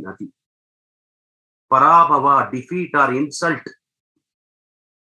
ನಿಮ್ಮ ವ್ಯಕ್ತಿತ್ವವನ್ನ ನಾಶ ಮಾಡೋ ಹಾಗೆ, ನಿಮ್ಮ ಒಂದು ಬದುಕಿನಲ್ಲಿ ಪದೇ ಪದೇ ವಿಘ್ನಗಳು ನಡೀತಲೇ ಇದ್ರೆ ಅದು ಸಹ ಒಂದು ರೀತಿಯ ಸಾವೇ. ನಿಮ್ಮಲ್ಲಿ ಈ ಅಷ್ಟ ಮದಗಳು ಇದ್ರೆ ಅದು ಸಹ ಸಾವೇ. ಸೊ ಈ ವಿವಿಧ ರೀತಿಯ ಸಾವುಗಳನ್ನ ಹೇಳ್ತಾರೆ. ಸಾವು ಅಂದ್ರೆ ನಿಮ್ಮ ದೇಹ ಒಂದೇ ಸಾಯುವಂಥದ್ದಲ್ಲ, ನಿಮ್ಮ ದೇಹ ಸಾಯೋದಕ್ಕೆ ಬೇರೆ ಒಂದು ಅರ್ಥವನ್ನ ಕೊಡ್ತಾರೆ ಪರಾಶರ. ಸೊ ತಂದೆಗೆ ಅವಮಾನ ಆಯ್ತು, ಅದು ಒಂದು ರೀತಿ ಸಾವು. ತಾಯಿಗೆ ಅವಮಾನ ಆಯ್ತು, ಅದೊಂದು ರೀತಿ ಸಾವು. ಸಂಕಷ್ಟ ಬಂತು, ಅದು ಒಂದು ರೀತಿ ಸಾವು. ಸೊ ಹೀಗೆ ಮನುಷ್ಯನ ಒಂದು ಸಾತ್ವಿಕತೆಗೆ ಅಥವಾ ತಾತ್ವಿಕ ಬದುಕಿಗೆ ಹೊಡ್ತಾ ಬರುವಂತ ಯಾವುದನ್ನೇ ಆಗ್ಲಿ ಅದನ್ನ ಸಾವು ಅಂತ ಕೂಗ್ತಾರೆ. ಮತ್ತೆ 8th ಹೌಸ್ ಮತ್ತೆ ಏನನ್ನ ಹೇಳುತ್ತೆ? ಇಟ್ ರೆಪ್ರೆಸೆಂಟ್ಸ್ ಇನ್ಹೆರಿಟೆನ್ಸ್, ಅನುವಂಶೀಯತೆ, sudden heritage of wealth by someone's death. ಬೇರೆಯವ್ರದ್ದು ಯಾವುದು ಮರಣ ಉಂಟಾಗಿ ಆಕಸ್ಮಿಕವಾಗಿ ನಿಮ್ಗೆ ಅಪಾರವಾದಂತ ಧನ ಬಂದ್ಬಿಡುತ್ತಲ್ಲ, ಅದೃಷ್ಟದ ಧನ, ಅದು ಅಷ್ಟಮ ಸ್ಥಾನನೇ. ಅಷ್ಟಮ ಅಂದ್ರೆ ಬರೀ ಕೆಟ್ಟದ್ದಂತಲೇ ತಿಳ್ಕೊಬೇಡಿ ನೀವು. ಯಾರ್ದೋ ಒಬ್ರು ಸಾವಾಗಿ ನಿಮ್ಗೊಂದು ಅನುಕೂಲ ಆಗುತ್ತೆ, ಮರಣೋತ್ತರವಾದಂಥದ್ದು ದಿಕ್ಕಿನಲ್ಲಿ ರಿಸ್ಕ್ಗಳನ್ನ ತಗೊಳ್ಳುವಂಥದ್ದು. ರಿಸ್ಕ್ ಎಲ್ಲಾರು ತಗೊಳ್ತೀವಿ ನಾವು. ಎಷ್ಟು ಜನಕ್ಕೆ ಗೊತ್ತಿದೆ, ನಾವು ಒಂದು ಸ್ಮಾಲ್ ರಿಸ್ಕ್ ತಗೊಳ್ಳಿ, ದೊಡ್ಡ ರಿಸ್ಕ್ ತಗೊಳ್ಳಿ, ಅದು ಅಷ್ಟಮ ಸ್ಥಾನ ಅಂತ. ನಿಮ್ ಬದುಕಲ್ಲಿ ರಿಸ್ಕ್ ಇರೋದಿಲ್ವೇ? ಇದೇ ಇರುತ್ತೆ, ಯಾರಿಲ್ಲ ಅಂತಾರೆ. ಆ ಸ್ಮಾಲ್ ರಿಸ್ಕ್ ಆಗ್ಬೋದು, ದೊಡ್ಡ ರಿಸ್ಕ್ ಆಗ್ಬೋದು, ಅದು ಅಷ್ಟಮ ಭಾವನೆ. Sudden rise and sudden fall, ಇದು ಅಷ್ಟಮ ಭಾವ. ಸ್ಪೆಕ್ಯುಲೇಟಿಂಗ್ ಬಿಸ್ನೆಸ್ ಒಂದು ನಿರಂತರವಾಗಿ ಸ್ಟ್ಯಾಂಡರ್ಡೈಸ್ ಆಗಿ ಬಿಸ್ನೆಸ್ ನಡೀತಾ ಇರಲಿಲ್ಲ. ಒಂದ್ಸಲ ಹೇಳೋದು, ಒಂದ್ಸಲ ಎಳಿಯೋದು, ಇದು ಅಷ್ಟಮ ಭಾವನೆ. ಸೀಕ್ರೆಸಿ, ಗುಟ್ಟು. ನೀವ್ ಯಾರಿಗೋ ಏನೋ ಒಂದು ವಿಚಾರ ಹೇಳ್ತೀರಿ, ಹೇಳ್ಬೇಡಿ ಇದನ್ನ ಅಂತ, ನೀವು ಹೇಳಿರಲ್ಲ, ಆದ್ರೂ ನಿಮ್ ಮೇಲೆ ಒಂದು ಅಪವಾದ ಬರುತ್ತೀನಿ ಹೇಳಿದ್ಯಾ ಅಂತ. ಅಪವಾದಕ್ಕೂ 8ನೇ ಮನೇನೆ. ನಾಲೆಡ್ಜ್ ಆಫ್ ಯಂತ್ರ. ಯಾಕಂದ್ರೆ 5ನೇ ಮನೆ ಯಂತ್ರವನ್ನ ತೋರಿಸುತ್ತೆ. 5th ಹೌಸ್ ಈಸ್ ಯಂತ್ರ. ಯಂತ್ರ ಮಂತ್ರ ವಿದ್ಯಾ ಬುದ್ಧಿ ಕ್ಲೈವ ಅಂತ ಹೇಳ್ತಾರೆ. 5th ಹೌಸ್ ಈಸ್ ಯಂತ್ರ. ಯಂತ್ರದ ಬಗ್ಗೆ ನಾಲೆಡ್ಜ್. ನಾಲೆಡ್ಜ್ ಅಂದ್ರೆ ವಿದ್ಯೆ. 5th ಹೌಸ್ ಲಗ್ನ ಆದ್ರೆ ಅಲ್ಲಿಂದ 4th ಹೌಸ್ ಅದರ ನಾಲೆಡ್ಜ್ ಆಗತ್ತೆ. 5, 6, 7, 8 ಕರೆಕ್ಟ್ ಆಗಿ ಅಷ್ಟಮ ಸ್ಥಾನ. ಅದಕ್ಕೆ ಗೂಢ ವಿದ್ಯೆಗಳು, ಯಂತ್ರ ಮಂತ್ರಗಳಿಗೆ ಸಂಬಂಧಪಟ್ಟಂತಹ ಎಲ್ಲಾ ಗೂಢ ವಿದ್ಯೆಗಳಿಗೂ ಅಷ್ಟಮ ಸ್ಥಾನನೇ ಕಾರಕತ್ವ. ನೀವು ಒಬ್ರಿಗೊಂದು ಯಂತ್ರ ಬರ್ಕೊಡ್ತೀರಿ, ಒಂದು ಮಂತ್ರ ಇದು ಮಾಡ್ತೀರಿ, ಅದು ನಿಮ್ಗೆ ಸಿದ್ಧಿ ಆಗಿದೆ ಅಂದ್ರೆ 8ನೇ ಮನೆ. 8ನೇ ಮನೆಗೆ 10ನೇ ಮನೆ ಏನಾಗತ್ತೆ? ಯಾವ ಮನೆ ಆಗತ್ತೆ? 10ನೇ ಮನೆ ಆಗತ್ತೆ, ಕರ್ಮಸ್ಥಾನ ಆಗತ್ತೆ. ಯಾವುದು? 5ನೇ ಮನೆ. 5ನೇ ಮನೆಗೆ 8ನೇ ಮನೆ, 4ನೇ ಮನೆ ಆಗತ್ತೆ. ಸೊ ದೆನ್ ಯುವರ್ ಚಿಲ್ಡ್ರನ್ ಪ್ರಾಪರ್ಟಿನೂ ಆಗತ್ತೆ. ನಿಮ್ ಮಕ್ಕಳು 5ನೇ ಮನೆ ಆದ್ರೆ 8ನೇ ಮನೆ ನಿಮ್ ಮಕ್ಕಳು ಮಾಡೋ ಪ್ರಾಪರ್ಟಿ. ಅಷ್ಟೇ ಅಲ್ಲ, ನಿಮ್ಗೊಬ್ರು ಸೋದರ ಮಾವ ಇದ್ರೆ ಆ ಸೋದರ ಮಾವನ್ ವಿನ್ನಿಂಗ್ ಹೌಸ್ ಇದು. ಅಷ್ಟೇ ಅಲ್ಲ, ನಿಮ್ಗೊಬ್ರು ಕಂಪ್ಯಾನಿಯನ್ ಸ್ಪೌಸ್ ಇರ್ತಾರಲ್ಲ, ಸ್ಪೌಸಿನ ಗಳಿಕೆ ಇದು, ಸ್ಪೌಸಿನ ಹಣ ಇದು. ಯಾಕಂದ್ರೆ 7ನೇ ಮನೆಗೆ 8ನೇ ಮನೆ 2ನೇ ಮನೆ ಆಗತ್ತೆ. ನಾಲೆಡ್ಜ್ ಆಫ್ ಯಂತ್ರ, ನಾಲೆಡ್ಜ್ ಆಫ್ ಮಂತ್ರ ಅಂಡ್ ನಾಲೆಡ್ಜ್ ಆಫ್ ತಂತ್ರ. Anything knowledge and different types of spirituality. ಇದು ಸಹ ಅಷ್ಟಮ ಭಾವನೆ. ಯಾರ್ಯಾರು ಸಿದ್ಧಿ ಪುರುಷರನ್ನ, ಅವ್ರನ್ನ ಇವ್ರನ್ನ ಅವ್ರ ಆಶೀರ್ವಾದ ಮಾಡ್ಬಿಟ್ರೆ ಒಳ್ಳೇದಾಗತ್ತೆ ಅಂತ ಹೋಗಿ ಬೀಳ್ತಿರಲ್ಲ. ಸಿದ್ಧಿ ಪುರುಷರು ಅಂದ್ರೆ ಯಾರು ಅನ್ಕೊಂಡಿದ್ದೀರಿ? ಅಷ್ಟಮ ಭಾವದ ಮೇಲೆ ವರ್ಕ್ ಮಾಡಿರ್ತಾರೆ, ಅವ್ರ ಮಾಯೆಯನ್ನ ಒಡೆದಾಕೊಂಡಿರ್ತಾರೆ. ದೇ ಆರ್ ಸಿದ್ಧಿ ಪುರುಷಾಸ್. ಅಷ್ಟಮ ಭಾವವನ್ನ ಕೆಟ್ಟದ್ದು ಅಂತ ಯಾಕೆ ಭಾವಿಸ್ತೀರಿ ನೀವು? ಅದಕ್ಕೆ ಈ ಜೈನ ಧರ್ಮದಲ್ಲಿ ಮಹಾವೀರರು ಹೇಳ್ತಾರೆ, ಹುಟ್ಟನ್ನ ಸಂಭ್ರಮಿಸುವುದಲ್ಲ, ಸಾವನ್ನು ಸಂಭ್ರಮಿಸು ಅಂತ. ಸಾವು ಒಳಬಾರ್ದು, ಸಂಭ್ರಮಿಸ್ಬೇಕು ಸಾವನ್ನು. ಯಾಕಂದ್ರೆ ಅದೊಂದು ಆತ್ಮದ ಪ್ರಯಾಣ. ಯಾವುದು ಶಾಶ್ವತ ಅಲ್ಲ. ಆತ್ಮ ರಿಲೀಸ್ ಆಯ್ತು ಅಂತ ಸಂತೋಷ ಪಡಬೇಕು. ಈ ಕೆಲವು ಪರಂಪರೆಗಳಲ್ಲಿ ಇವಾಗಲೂ ಇದೆ, ಅವರು ಹಾಡಾಡ್ತಾ, ಇದನ್ ಮಾಡ್ತಾ, ಭಜನೆ ಮಾಡ್ತಾ, ಕುಣಿಕೊಳ್ತಾ. ಸಂಕೇತ ನಿಧಿ ಗ್ರಂಥದಲ್ಲಿ house of mystery and misery, ವಿಸ್ಮಯಗಳು, ಪ್ರಥಮ ಭಾವದ ವಿಸ್ಮಯ, ನಾನು ಬಹಳ ಕಡೆ ಆಗ್ತಾ ಇರ್ತೀನಿ, ದ್ವಿತೀಯ ಭಾವದ ವಿಸ್ಮಯ, ತೃತೀಯ ಭಾವದ ವಿಸ್ಮಯ, ವಿಸ್ಮಯಗಳು ಬಹಳ ಕಡೆ ನಾನು ಯೂಸ್ ಮಾಡ್ತಾ ಇರ್ತೀನಿ. ಮಿರಾಕಲ್ಸ್ ಅವೆಲ್ಲ ಯಾವುದು? ಅಷ್ಟಮ ಭಾವ. House of mystery and misery. Misery ಅಂದ್ರೆ ದುರ್ದೈವ, ದುರ್ಗತಿ. ಡೀಲ್ಸ್ ವಿತ್ ಮಿಸ್ಫಾರ್ಚೂನ್, ದುರಾದೃಷ್ಟದ ಜೊತೆನಲ್ಲಿ ನಿಮ್ ಬದುಕು ನಡೆಯುವಂಥದ್ದು. Mental anxiety, sorrow, worries, dejection, ತಿರಸ್ಕಾರ, ಡಿಸಪಾಯಿಂಟ್ಮೆಂಟ್, ನಿರಾಸೆ. Thank you. ಆಕ್ಸಿಡೆಂಟ್, ರಸ್ತೆನಲ್ಲಿ ಹೋಗ್ತಾ ಇರ್ತೀರಿ, ಬಿದ್ದು ಬಿಡ್ತೀರಿ, ಕೈಯೋ ಕಾಲೋ ಮುರಿದೋಗುತ್ತೆ. ಇಂಪ್ರಿಸನ್ಮೆಂಟ್, ಬಂಧನ ಆಗುವಂಥದ್ದು. ರಾಂಗ್ ಆಕ್ಷನ್ಸ್, ಲೈಫಲ್ಲಿ ತಪ್ಪು ನಿರ್ಧಾರ ತಗೊಂಡ್ಬಿಟ್ಟೆ ಅಂತಾರೆ. ತಪ್ಪು ಕರ್ಮ ಮಾಡಿದೆ ಅಂತ ಹೇಳಲ್ಲ ಕೆಲವರು, ನೀವು ಗಮನಿಸ್ ನೋಡಿ. ದಿಸ್ ಈ ರಾಂಗ್ ಆಕ್ಷನ್ ಈಸ್ 8th ಭಾವ. ತಪ್ಪು ನಿರ್ಧಾರ ತಗೊಂಡ್ಬಿಟ್ಟೆ ಸರ್, ಅದರ ಅರ್ಥ ನಾನು ತಪ್ಪು ಕೆಲಸ ಮಾಡಿದೆ ಅಂತ ಅರ್ಥ. ತಪ್ಪು ಕೆಲಸ ಮಾಡುವುದು 8th ಹೌಸ್. ಕರಪ್ಷನ್ ಇರ್ತೀರಿ, ಅಂದ್ರೆ ಭ್ರಷ್ಟಾಚಾರ. Okay. ರಾಮದಯಾಳರು ಕ್ರಾಸಿಂಗ್ ಎ ರಿವರ್ ಅಂತಾರೆ. ಅಷ್ಟಮ ಭಾವ ಕ್ರಾಸಿಂಗ್ ಎ ರಿವರ್. ರಾಬರೀಸ್, ನಮ್ಮ ಮನೇಲಿ ಕಳ್ತನ ಆಗೋಯ್ತು ಸರ್. ಬಹಳ ಜನ ಕೇಳ್ತಾರೆ, ಸರ್ ನಾನು ಚಿನ್ನದ ಒಡವೆ ಇಟ್ಟಿದ್ದೆ ಕಾಣ್ತಾ ಇಲ್ಲ, ನಮ್ಮ ಮನೇಲಿ ಕಳ್ತನ ಆಗೋಯ್ತು. ಕಳ್ತನ 6ನೇ ಮನೆ, ಕಳ್ಳತನಗಳು 8ನೇ ಮನೆ. ಒಂದ್ಸಲ ಕಳ್ತನ ಆದ್ರೆ ಅದು ಒಂದ್ಸಲ ಅಷ್ಟೇ, ಪದೇ ಪದೇ ಅದೇ ಆದ್ರೆ 8ನೇ ಮನೆ ಕೆಟ್ಟೋಗಿದೆ ಅಂತ ಅರ್ಥ. ಸೀಸ್ ಆಫ್ ಎ ಫೋರ್ಟ್, ಮುತ್ತಿಗೆ ಹಾಕುವಂಥದ್ದು. ಸೈನಿಕರೆಲ್ಲ ಯುದ್ಧ ಮಾಡಕ್ ಮುಂಚೆ ಮುತ್ತಿಗೆ ಹಾಕ್ತಾರಲ್ಲ, ಹಾಗೆ ನಿಮ್ ವೈರಿಗಳೆಲ್ಲ ನಿಮ್ಮನ್ನ ಅಟ್ಯಾಕ್ ಮಾಡಕ್ಕೆ ಒಂದು ವಾತಾವರಣ ಸೃಷ್ಟಿ ಮಾಡ್ತಾರಲ್ಲ, ದಟ್ ಈಸ್ ಫೈಟಿಂಗ್. ಮತ್ತೆ ಮೇದಿನಿ ಜ್ಯೋತಿಷ್ಯದಲ್ಲಿ ಇದು ಬಿಲೀಫ್ ಆಫ್ ಮಾಸಸ್. ಮಾಸಸ್ಗಳು ಅಂದ್ರೆ ಜನ ಸಮೂಹದ ನಂಬಿಕೆಗಳು. Speed in execution of any work, ಯಾವುದೇ ಕೆಲಸದಲ್ಲಿ ಸ್ಪೀಡ್ ಬರ್ಬೇಕಂದ್ರೆ ಅಂದ್ರೆ ಸಾಮಾಜಿಕ ಕೆಲಸ, ಪರ್ಸನಲ್ ಮ್ಯಾಟರ್ ಅಲ್ಲ, ಒಂದು ದೇಶದ ಸಾಮಾಜಿಕ ಕೆಲಸದಲ್ಲಿ ಸ್ಪೀಡ್ ಬರೋದನ್ನ ಅಷ್ಟಂಭಾವದಿಂದ ನೋಡ್ತೀವಿ. ದೇಶದ ಕಾರ್ಯಗಳಿಗೆ ಒದಗುವಂತ ಡಿಲೇ ಮತ್ತು ಅಬ್ಸ್ಟಕಲ್ಸ್ ಗಳಿಗೆ ಅಷ್ಟಂಭಾವ ನೋಡ್ತೀವಿ. Gold and precious stones, capital gains, ಇದೆಲ್ಲದನ್ನು ನಾವು ಅಷ್ಟಂಭಾವದಲ್ಲಿ ನೋಡ್ತೀವಿ. ಯಾಕೆಂದ್ರೆ ಕ್ಯಾಪಿಟಲ್ ಗೈನು ಸಹ 8ನೇ ಮನೆನೆ. ಇವಾಗ ನೀವು ಇನ್ವೆಸ್ಟ್ ಮಾಡ್ತೀರಿ, ಯಾವ್ದೋ ಒಂದು 5ನೇ ಮನೆ ಇನ್ವೆಸ್ಟ್ಮೆಂಟ್, ಅದರಿಂದ ನಿಮ್ಗೆ ಅಸೆಟ್ ಏನ್ ಮಾಡ್ಕೊಳ್ತೀರಿ, ಇನ್ವೆಸ್ಟ್ ಇಂದ ಅಸೆಟ್ ಏನ್ ಮಾಡ್ಕೊಳ್ತೀರಿ, ಅದು ಸಹ 8ನೇ ಮನೆನೆ.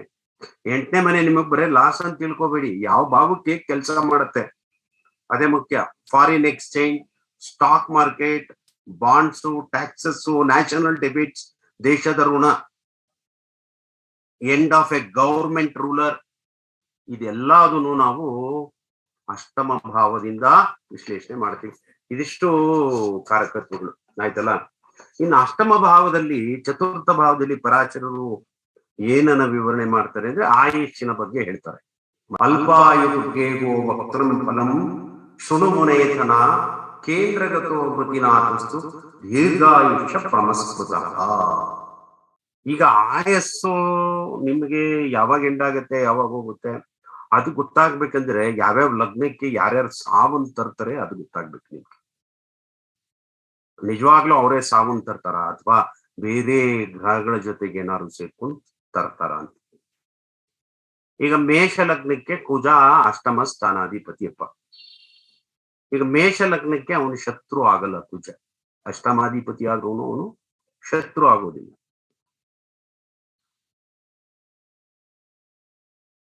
ಈ ವೃಷಭ ಲಗ್ನಕ್ಕೆ ಗುರು ಅಷ್ಟಮಾಧಿಪತಿ ಆಗ್ತಾನೆ.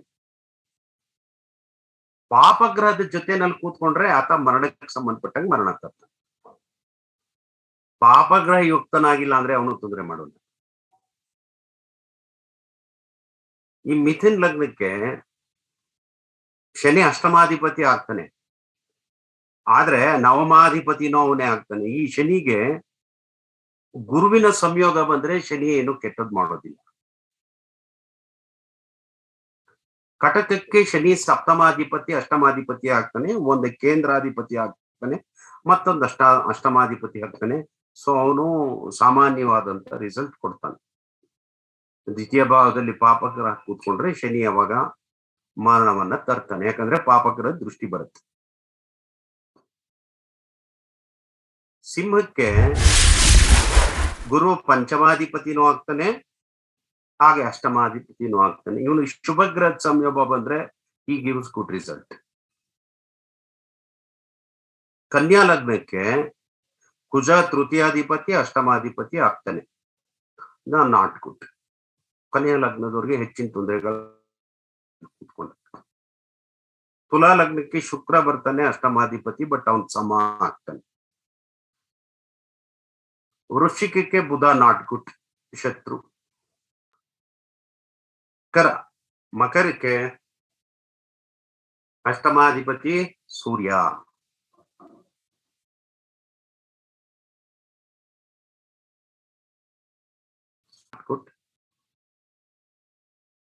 ಕುಂಭಕ್ಕೆ ಯೋಗದಿಂದ ಶುಭ ರಿಸಲ್ಟ್ ಅನ್ನು ಕೊಡ್ತಾನೆ, ಒಳ್ಳೆ ಪ್ಲಾನೆಟ್ಸ್ ಇಂದ ಯೋಗ ಇರಬೇಕು.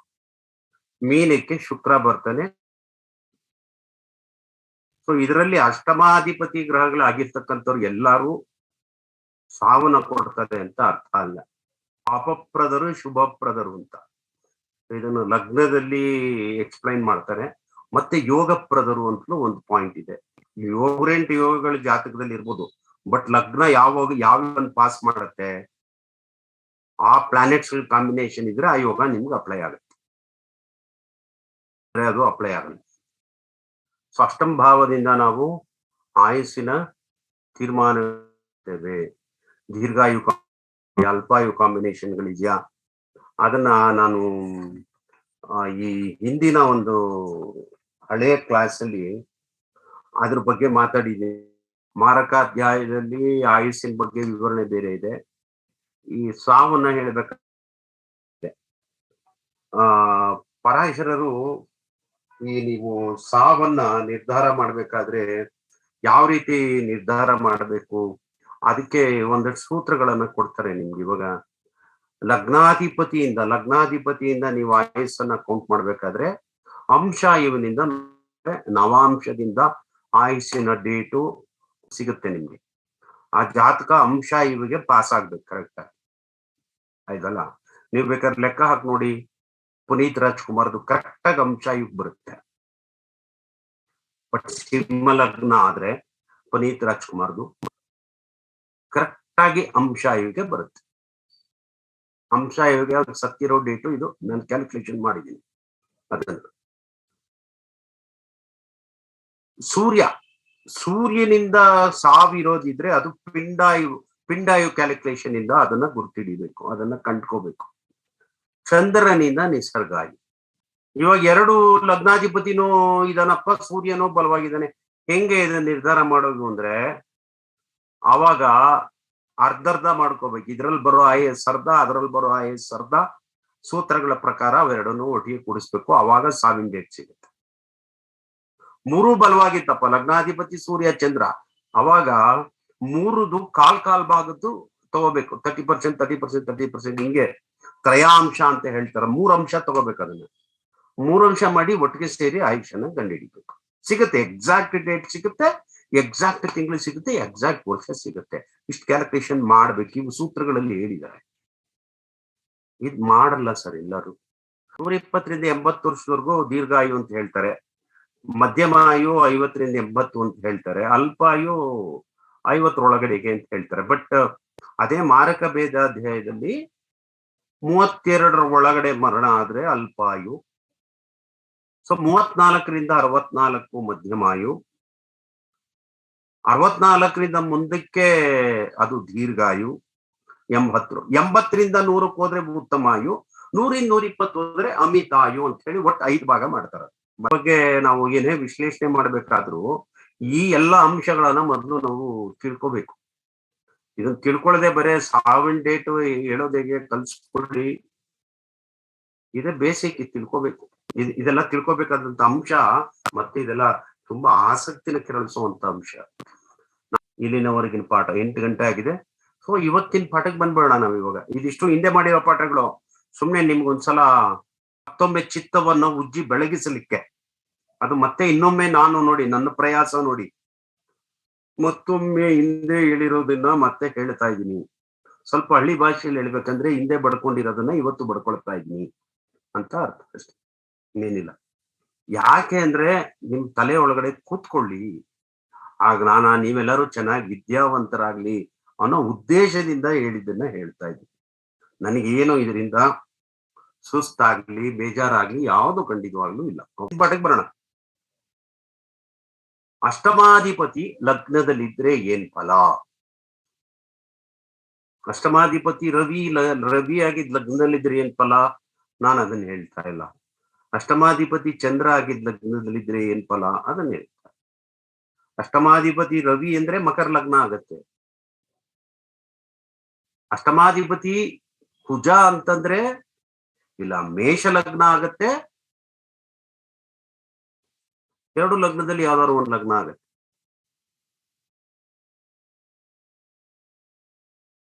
ಅಷ್ಟಮಾಧಿಪತಿ ಶನಿ ಅಂತಂದ್ರೆ ಇಲ್ಲ ಕಟಕ ಲಗ್ನ ಆಗತ್ತೆ, ತಪ್ಪಿದ್ರೆ ಮಿಥುನ್ ಲಗ್ನ ಆಗತ್ತೆ. ಲಗ್ನ ಚೇಂಜ್ ಆಗುತ್ತೆ. ಲಗ್ನ ಚೇಂಜ್ ಆಗಿದ ತಕ್ಷಣ ಅದಕ್ಕೆ ಶುಭಪ್ರದರು ಗ್ರಹಗಳು ಬೇರೆ, ಪಾಪಪ್ರದರು ಗ್ರಹಗಳು ಬೇರೆ ಆಗ್ತಾರೆ. ಅಷ್ಟಮಾಧಿಪತಿ ಚಂದ್ರನಾಗಿ ಲಗ್ನದಲ್ಲಿ ಕೊಡೋ ಫಲ ಬೇರೆ, ಅಷ್ಟಮಾಧಿಪತಿ ರವಿಯಾಗಿ ಲಗ್ನದಲ್ಲಿ ಕೊಡೋ ಫಲ ಬೇರೆ. ಎಲ್ಲ ಒಂದೇ ಅಲ್ಲ, ಅವರು ಸೂತ್ರನ ಕೊಡ್ತಾರೆ ಅಷ್ಟೇ. ಸೂತ್ರಗಳ ಆಧಾರದ ಮೇಲೆ ಸೂತ್ರಗಳನ್ನ ಬಿಟ್ಟು ಹೋಗದಾಗೆ ಅಲ್ಲಿ ಫಲ ಏನಿರ್ಬೋದು ಅಂತ ಹೇಳಿ ಜ್ಯೋತಿಷಿ ತನ್ನ ಶಕ್ತಿಯಿಂದ ಕಂಡುಹಿಡ್ಕೋಬೇಕು ಅಂತ ಹೇಳ್ತಾರೆ. ವಿಷಯಕ್ಕೆ ಬರೋಣ ಈಗ. ಅಷ್ಟಮ ಭಾವಾಧಿಪತಿ ಯಾವ ಮನೆಯಲ್ಲಿ ಇರ್ತಾನೋ ನಿಮ್ಗೆ ಭಾವಕ್ಕೆ ಸಂಬಂಧಪಟ್ಟಂಗೆ ನಿಮ್ಗೆ ಅಪವಾದ 100% ಬರುತ್ತೆ. ಎಸ್ ಆರ್ ನೋ ನನಗೆ ಮೆಸೇಜ್ ಮಾಡಿ ನೋಡ್ಕೊಂಡು. ಈಗ ಅಷ್ಟಮಾಧಿಪತಿ ಶುಕ್ರ ಆಗಿರ್ತಾನೆ ಅಂದ್ಕೊಳ್ಳಿ, ಶುಕ್ರನ್ ವಿಚಾರದಲ್ಲಿ ನಿಮ್ಗೆ ಅಪವಾದ ಬರುತ್ತೆ, ಶುಕ್ರನ್ ಕಾರಕತ್ವದಲ್ಲಿ ಅಪವಾದ ಬರುತ್ತೆ. ನೋಡಿ ಎಸ್ ಎಸ್ ಎಸ್ ಹೇಳ್ತಾ ಇದ್ದಾರೆ. ಅಷ್ಟಮಾಧಿಪತಿ ಯಾವುದೇ ಮನೆಯಲ್ಲಿರ್ಲಿ, ಆ ಮನೆ ಈಗ ಅಷ್ಟಮಾಧಿಪತಿ ದ್ವಿತೀಯದಲ್ಲಿ ಇದ್ದಾನೆ ಅಂತ ಇಟ್ಕೊಳ್ಳಿ, ನಿಮ್ಮ ಕುಟುಂಬದವರೇ ಸಾಕು, ನಿಮ್ಮನ್ನ ಬೇರೆಯವ್ರ ಅನ್ನೋದೇ ಬೇಕಾಗಿಲ್ಲ. ನಿಮ್ ಮನೆಯವರೇ ನಿಮ್ ಮರ್ಯಾದೆ ತೆಗೆದು ಹಾಕ್ಬಿಡ್ತಾರೆ, ಊರ್ ಬಾಗ್ಲಿಗೆ ರಾಜ ಹಾಕ್ಬಿಡ್ತಾರೆ. ಅಷ್ಟಮಾಧಿಪತಿ ತೃತೀಯದಲ್ಲಿ ಇದ್ದೇನೆ ಅಂತ ಇಟ್ಕೊಳ್ಳಿ, ನಿಮ್ ಮಾತುಕತೆನಲ್ಲಿ ಅಪವಾದ ಬರುತ್ತೆ. ಅಷ್ಟಮಾಧಿಪತಿ 10th ಹೌಸ್ ಅಲ್ಲಿ ಇದ್ರೆ ನೀವು ಕೆಲಸ ಮಾಡ್ತಿರಲ್ಲ, ಕೆಲಸದ ಜಾಗದಲ್ಲಿ ಅಪವಾದ ಬರುತ್ತೆ.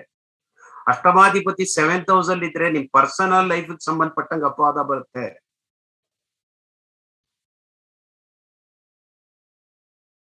ಒಂದ್ ಪಕ್ಷ ಅಷ್ಟಮಾಧಿಪತಿ ರವಿ ಆಗಿದ್ರೆ ನಿಮ್ಗೆ ಹೈಯರ್ ಅಫಿಷಿಯಲ್ಸೇ ಅಪವಾದಗಳು ಮಾಡ್ತಾರೆ, ದೊಡ್ಡ ದೊಡ್ಡವರೇ ನಿಮ್ಮ ಅಪವಾದಗಳನ್ನ ಮಾಡ್ತಾರೆ.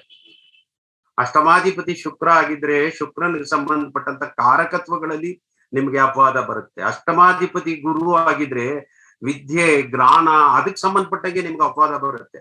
ನಿಮ್ಗೆ ಕಾಲೇಜಲ್ಲಿ ಅಪವಾದ ಬರ್ಬೋದು, ಕಲಿಕೆನಲ್ಲಿ ಅಪವಾದ ಬರ್ಬೋದು, ಕಲೀಲಿಕ್ಕೆಲ್ಲೋ ಹೋಗ್ತಾ ಇರ್ತೀರಿ ಅಲ್ಲಿ ನಿಮ್ಗೆ ಅಪವಾದ ಬರ್ಬೋದು. ಸಂಬಂಧಗಳಲ್ಲಿ ಬರುತ್ತೆ, ಯಾರಾದ್ರೂ ಒಬ್ರು ತರ್ತಾರೆ.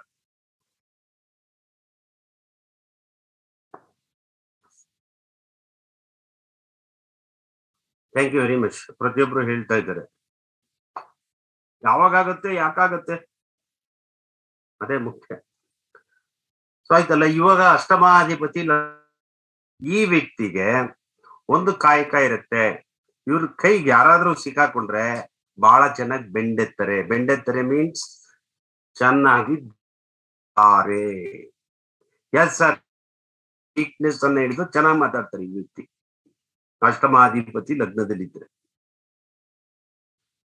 ಅಷ್ಟೇ ಅಲ್ಲ, ಏನಾದ್ರು ಒಂದ್ ತೊಂದರೆ ಬಂದ್ರೆ ಆ ವ್ಯಕ್ತಿ ತನ್ ಮೇಲೆ ತಾನ್ ತಪ್ಪೇ ಹಾಕೊಳ್ಳಲ್ಲ, ನಾನ್ ತಪ್ಪು ಮಾಡಿದ್ದೀನಿ ಅಂತಲೇ ಹೇಳಲ್ಲ. ಬೇರೆಯವ್ರದ್ದು ಮೇಲೆ ತಪ್ಪನ್ನ ಹೊರಿಸ್ತಾರೆ. ಈ ಕೆಲವರು ದೇವ್ರ ಕರುಣೆ ಇಲ್ಲ, ನೀಗೆ ಎಷ್ಟು ಪೂಜೆ ಮಾಡಿದ್ರು ಅಂತೆಲ್ಲ ಬೈಕೊಳ್ತಾರೆ. ಇವ್ರಿಗೆ ಶರೀರ ಸ್ವಲ್ಪ ಬಹಳ ಬೇಗ ಆಯಾಸ, ಹಾಗಾಗಿ ಬೀಳುವಂಥದ್ದು, ಏಟಾಗುವಂಥದ್ದು, ಗಾಯ ಆಗುವಂಥದ್ದು ಆಗ್ತಾ ಇರುತ್ತೆ. ಇದು ಯಾವ ಗ್ರಹ ಇದ್ದಾಗ ಆಗುತ್ತೆ? ಗುರು ಶುಕ್ರ ಇದ್ದಾಗ ಆಗುತ್ತಾ, ರವಿ ಇದ್ದಾಗ ಈ ಫಲ ಸಿಗುತ್ತಾ, ಕುಜ ಇದ್ದಾಗ ಈ ಫಲ ಸಿಗುತ್ತೆ, ಶನಿ ಇದ್ದಾಗ ಬೇರೆಯವ್ರನ್ನ ಬೈಕೊಳ್ಳೋದು, ಕುಜ ಇದ್ದಾಗ ಬಿದ್ದು ಆಗಾಗ್ಗೆ ಗಾಯ ಆಗುವಂಥದ್ದು ಜಾಸ್ತಿ. ಗುರು ಅಷ್ಟಮಾಧಿಪತಿಯಾಗಿ ಲಗ್ನದಲ್ಲಿದ್ರೆ ಬಹಳ ಸುಸ್ತಾಗ್ತಾ ಇರುತ್ತೆ ಅವ್ರಿಗೆ.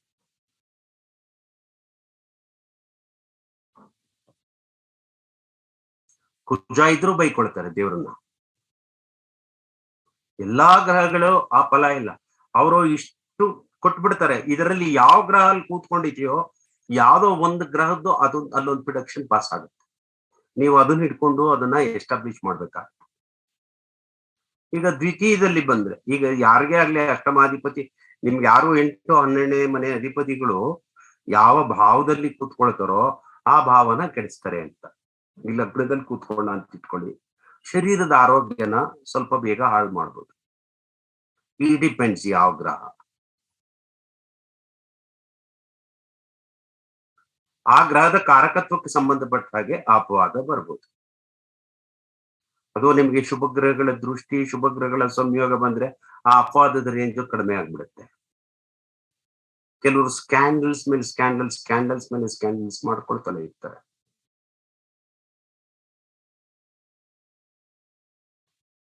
ಕೆಲವ್ರು ಏನೇ ತಪ್ಪು ಮಾಡಿದ್ರು ಸ್ಕ್ಯಾಂಡಲ್ ಆಗ್ತಲೇ ಇರಲ್ಲ. ದ್ವಿತೀಯ ಭಾವಕ್ಕೆ ಬಂದ್ರೆ ಅವ್ರದ್ದು ಧನ ಸಂಪಾದನೆ ಕಡಿಮೆ, ಹಣದ ವಿಚಾರದಲ್ಲಿ ಅವರು ತೊಂದರೆನ ಅನುಭವಿಸ್ಬೇಕು. ಯಾಕಂದ್ರೆ ಅಷ್ಟಮ is the house of loss. ಅವ್ರು ಏನ್ ದುಡಿತಾರೆ ಅದು ಖರ್ಚಾಗ್ತಾ ಇರುತ್ತೆ ಜಾಸ್ತಿ, ತುಂಬಾ ಖರ್ಚಾಗತ್ತೆ. ಬಟ್ ಇವ್ರ ನೇಚರ್ ಏನಂದ್ರೆ ಏನನ್ನೇ ಕಳ್ಕೊಳ್ಳಿ ಇವ್ರು ಸುಮ್ಮನಿರಲ್ಲ. ಇವರು ಅದನ್ನ ಬಿಡಲ್ಲ, ಅದನ್ನ ಹುಡುಕ್ತಾ ಇರ್ತಾರೆ ಬಿಡಲ್ಲ. ಅದನ್ನೇನ ಇವಾಗ ಯಾರಿಗಾದ್ರೂ ಇಂಥವ್ರು ಬೇರೆಯವ್ರಿಗೆ ಸಾಲ ಕೊಟ್ರೆ ಬಹಳ ಗಲಾಟೆ ಮಾಡ್ತಾರೆ, ನನ್ ದುಡ್ಡು ಬೇಗ ವಾಪಸ್ ಕೊಡು, ಅವ್ರಿಗೆ ಬರೋದೇ ಸ್ವಲ್ಪ, ಬಿಡಲ್ಲ. ನನ್ ದುಡ್ಡು ವಾಪಸ್ ಕೊಡು. ಯಾರಾದ್ರೂ ವಸೂಲಿ ಮಾಡ್ಬೇಕಂದ್ರೆ ಇಂಥವ್ರ ಜೊತೆಲಿ ಕರ್ಕೊಂಡು ಹೋಗ್ಬೇಕು. ಇವ್ರಿಗೆ ಹಣ ಚೆನ್ನಾಗ್ ಆಗ್ಬೇಕು, ಆದ್ರೆ ಕೆಲ್ಸ ಕಷ್ಟಪಟ್ಟು ಮಾಡಕ್ಕಾಗಲ್ಲ. ಅಷ್ಟಮಾಧಿಪತಿ ಇಲ್ಲ ದ್ವಿತೀಯ ಭಾವಕ್ಕೆ ಬಂದ್ರೆ ಹಣ ಹೇಗೋ ಸಹಾಯ ಆಗ್ಬೇಕು ಅವ್ರಿಗೆ. ಈ ರೀತಿಯಾದಂತ ಫಲಗಳು ರವಿ ಮತ್ತು ಶನಿ ಇದ್ದಾಗ ಸಿಗುತ್ತೆ. ಬೇರೆ ಗ್ರಹಗಳಿದ್ರೇನೋ ನೀವು ವರ್ಕ್ ಮಾಡಿ. ಸಾಜಸ್ಥಾನ 3ನೇ ಮನೆಗೆ ಬಂದ್ರೆ, ಅಷ್ಟಮಾಧಿಪತಿ 3ನೇ ಮನೆಗೆ ಬಂದ್ರೆ ಆ ಮನುಷ್ಯನಿಗೆ ಸುಖ ವಿಹೀನ ಅಂತ ಹೇಳ್ತಾರೆ. ಯಾಕಂದ್ರೆ ಇದು ಅಷ್ಟಮ ಭಾವ ಆಗುತ್ತೆ. ಈ ವ್ಯಕ್ತಿಗೆ ಸುಖ ಇರಲ್ಲ. ಅಣ್ಣ ತಮ್ಮದಿರುಗಳ ಜೊತೆಗೆ ಒಳ್ಳೆ ಅಡ್ಜಸ್ಟ್ಮೆಂಟ್ಸ್ ಬರಲ್ಲ.